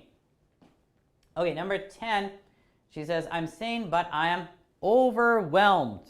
Overwhelmed is a little bit hard to explain, but overwhelmed means like there are too many things going on in your life and you can't deal with all of it. And you're overwhelmed, and it means like you're really stressed out, right? So basically overwhelmed means like too much work and stress. If you're overwhelmed, you have to imagine like you're trying to carry, a couple of different things, but you can't really do it that well. And you're like, oh, I'm overwhelmed. I can't deal with this, right? So sometimes we're all overwhelmed, right? Maybe when you're in university, you're going to university, but you're also working a part-time job, and you have a relationship and it's not going well, and you're trying to deal with all of them at the same time, and you are overwhelmed. Anyhow, later she says, number 11, I'm lost, but I'm hopeful. So lost, of course, if something is lost, it means it's missing. You can't find it, right? So lost can mean missing, right? Or it's been misplaced. You cannot find this thing. If you say, I am lost, it means like maybe you're in the forest alone and you can't find, like maybe you went hiking and you cannot find the trail and you can't get back home and you're like, oh my God, I'm lost and my cell phone doesn't work. Oh my God. So it could mean you are physically lost, right? You are not able to find civilization, or you don't know where you are. You're lost, right? Sometimes children get lost in parks or something like that. Anyhow, lost though, it can also mean like psychologically, mentally, emotionally. If you say, I'm lost, it's like you don't know what you're doing in your life, right? If you say, I'm lost, it's like, I don't know what I'm doing anymore. I'm so lost. I don't enjoy my job. I don't know my coworkers very well. This is terrible. I'm lost, right? So being lost mentally or emotionally is kind of related to being overwhelmed. Like, you don't really know what you're doing, right? Anyhow, but she said, but I'm hopeful. Hopeful is very similar to being kind of like positive-minded or optimistic, right? If you're hopeful, you hope for the future and you're hoping things are going to go well, and you're pretty sure they're going to go well, right? If I'm hopeful about the future, like I'm hopeful about a vaccine coming out to fight the coronavirus, right? I'm hopeful this will happen. I'm pretty optimistic. I'm pretty sure this is going to happen, and I'm really hopeful that we will get a vaccine at the end of this year, and hopefully we'll all get the vaccine sometime next spring or maybe next year earlier in the winter. I'm very hopeful about that. And then I think we can kind of return to normal, and that will be awesome. Anyhow, next term we have here, guys, is drunk, which I already talked about. If you drink too much, you get drunk. I'm drunk, but I am sober. Sober is the opposite of intoxicated. If you are sober, that means you didn't do any drugs and you didn't drink any alcohol, right? So of course, right now, I am sober, right? I didn't do any drugs. I don't do drugs. And I didn't drink alcohol at 8 o'clock this morning, obviously, right? So I am sober. I am not intoxicated. 15, young. I'm young. You guys are okay with that, but, oh, I'm young and I'm underpaid. Underpaid, if you are underpaid, it means you are not paid enough. Right? If you say, oh man, I am underpaid, it's like you feel like you maybe do a good job or you have a job and you're not paid well enough, right? You're like, hey, this is not enough money for my job. So she's saying, I'm young and I'm underpaid. So she's a young person, she doesn't get enough money. And then later she says, I am tired, but I'm working. Yeah, so good for her. I care, but I'm restless. Restless is kind of a tough adjective here. So restless, if you say, I am restless, what does that mean? I am restless. Restless means like you are looking for action or you're looking for excitement. So it can kind of mean like bored plus looking for excitement, right? If you say like, you know, like I think a lot of people during like in Vancouver here, when the coronavirus really started hitting in mid-March, basically everybody was on lockdown for about 2 straight months, right?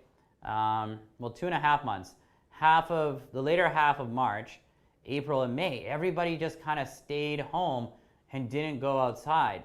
And I think a lot of people got kind of restless. They're like, man, I'm so bored and like I want to do something fun, but I can't, right? So a lot of us got restless during that time.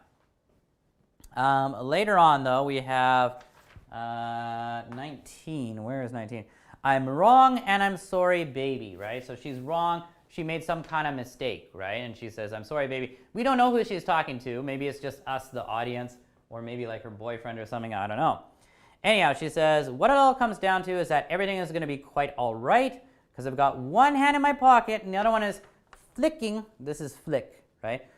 The other one is flicking a cigarette. What all it comes down to is that I haven't got it all figured out just yet. Now, that's a good line. I haven't got it figured out. Now, you guys know figured out to like, if you figure something out, you learn how something works, right? Or you solve a problem, right? I figured out this math equation. I solved it. I fixed it. I know what to do. I got the answer, right? She says, I haven't got it all figured out just yet. So this is something typical that people in their 20s say. They're like, oh, I haven't got it figured out all yet. They don't know what to do in their life. They don't know what kind of job they want. They don't have a partner, blah, blah, blah. They haven't got it figured out just yet. Because I've got one hand in my pocket and the other one is giving a peace sign, right? I'm free, but I'm focused. I'm green, but I'm wise. Okay, so I'm free. Now, you guys already know what free means. Like if something is free, it doesn't cost any money, right? If I can get free coffee every morning, that'd be great. I would love that, right? I'm free, but I'm focused, right? Now, free though can have another meaning. If you say like, I'm a free person, right? This means like you're very easygoing, right? And you're not like feeling a lot of pressure. So usually free people are not focused. So these ones are kind of contrasting with each other. She's saying, I'm free, but I'm focused. So she's like an easygoing free spirit, right? Like, woo, hippie time. But she's also focused at the same time. So good for her. I'm free, but I'm focused. I'm green, but I'm wise. Now, this one is really interesting. Now, green can have a couple of different meanings. Now, we know green, the color, right? Can't really describe the color. You know, green is green. But green can have kind of like 2 different meanings. It can mean unexperienced. Like you don't have enough experience. So like usually, this is kind of a military term actually, when somebody joins the army, when they're a new recruit and then they're sent to some kind of war, other people might think, oh, you're green, right? Like you're new, right? So it means like unexperienced or new. So it can also mean like not wise, basically. I'm green. Green has another meaning. Sometimes we say green with envy.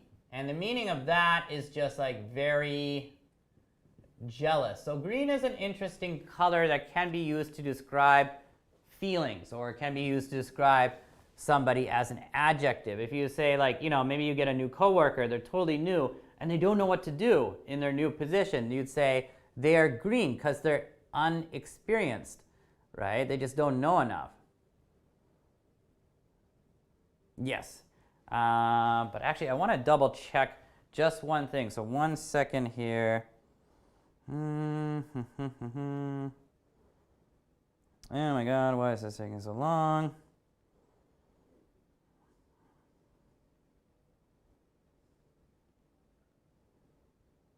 Sorry guys, I made a big mistake and this is very embarrassing. Yes, very basic,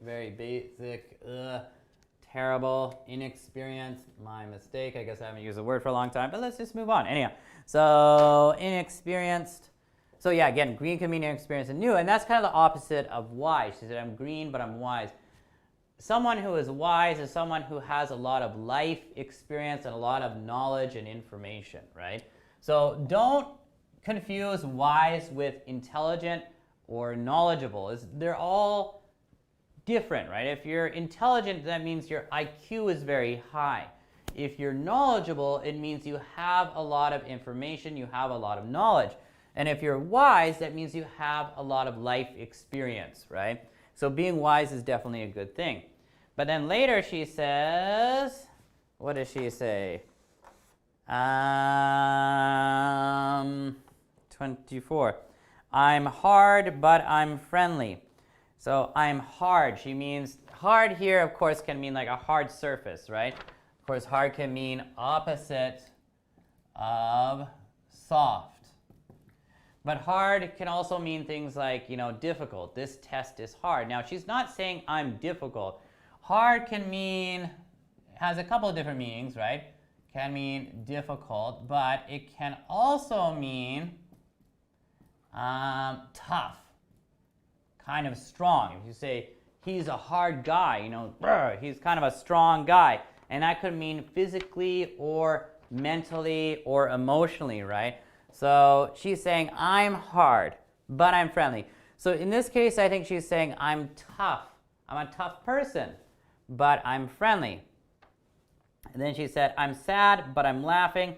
I'm brave.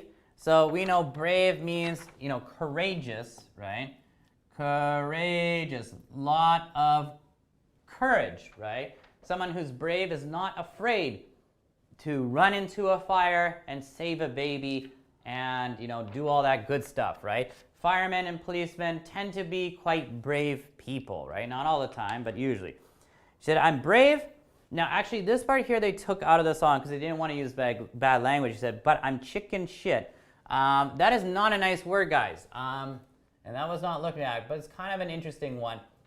Chicken shit means basically, if somebody says you are chicken shit, it means you are a coward. It means you're weak, you're not brave, right? You're too scared of everything.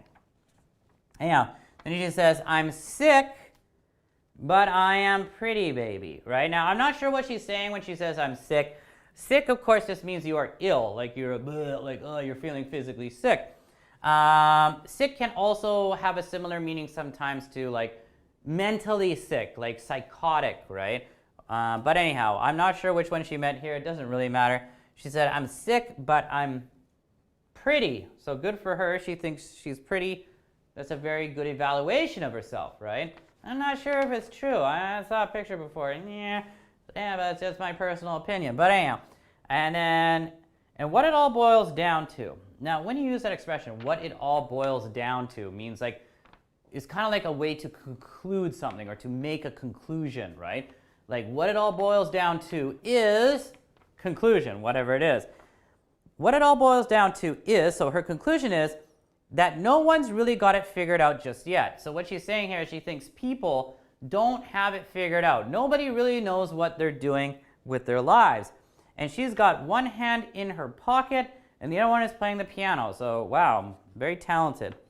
And what it all comes down to Now again, what it all boils down to, what it all comes down to, both of these expressions are kind of used to make a conclusion, right? What it all comes down to, my friends, yeah, is that everything is just fine, fine, fine. So she's saying, I don't have it figured out. Many people don't have it figured out. I don't know what I'm doing with my life. Many people don't know what they're doing with their lives. But in conclusion, everything's just going to be fine, right? It's going to be fine, fine, fine. Everything's going to be okay. Got one hand in my pocket, and the other one is hailing a taxi cab. She's trying to get a taxi. Well, usually nobody does this to get a taxi in Canada. We usually kind of just stick our hands out, right? I can't remember. I think it's supposed to be 2 fingers, but getting a taxi in Vancouver is not that common. Anyhow, guys, so good. Lots of great adjectives here. I really think that maybe half of these adjectives you guys were maybe not that familiar with. If you still don't completely understand, please take a look and do some research yourselves at home. But yeah, a lot of this is very good. It's hard to really say what the meaning of the song actually is, but I think Alanis Morissette is kind of epitomizing or representing the difficulty of being, 20-something-year-old and you don't really know what you're doing in your life, and you're young but you're happy, and but you're not really happy with your job, and you're underpaid, and you have problems, but you're okay, and you're hopeful for the future, right? And I think when she released this song in the 1990s, I think that made a lot of sense for people in their 20s. And honestly, it makes a lot of sense for people in their 20s right now because the economy is really bad. So there's probably a lot of people that are really, really wondering, like, whoa, what am I going to do with my life? So I hope for those people, they can think like Alanis Morissette and think like, okay, things are bad, but they're also good, right? And you should try to be hopeful for the future because everything is really going to be just fine, fine, fine, like she said. All right, guys, but that's about it for today. That's our lesson. What we looked at earlier in our third class today, that board game, that is a really fun board game. If you can play that with someone, it is good English practice. Try it out. Of course, your writing assignment is due tomorrow, right? So with your writing assignment, remember, you're writing about a product. Whoops, I don't know why that happened. You're writing and pitching a product. It did say 3 paragraphs, right? But I recommend trying to write 5. That's better practice for you guys. So try to write 5 paragraphs about your product. Remember, you want to have an introduction, then body paragraph 1. You want to describe the product or service. Body paragraph 2, talk about how useful this product or service is and how good it is.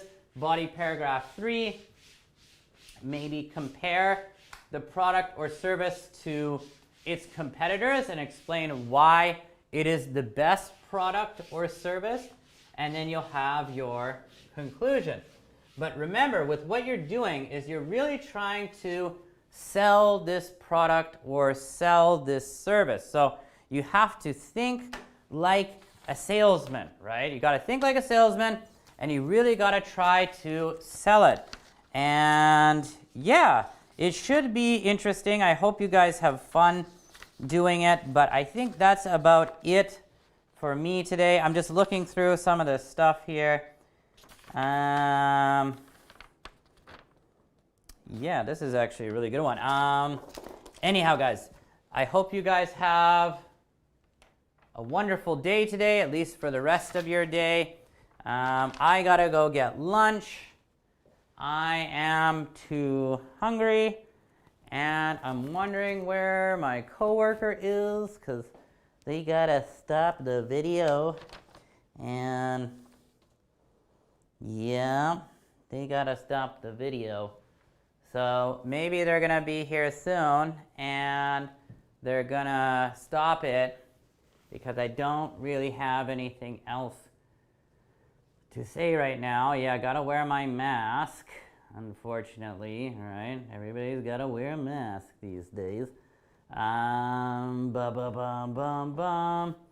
And yeah, 11:51, so my coworker should come soon. I guess I should turn the computer off though, that would be a good idea. Sign out of my email and turn this off. I don't know where my coworker is. I know I shouldn't be saying that as well, but yeah, at some point somebody is gonna turn off the video, so the class is done. But yeah, so I hope you guys have a great day and you have lots of fun and finish your writing assignment. Okay, I will see you guys tomorrow.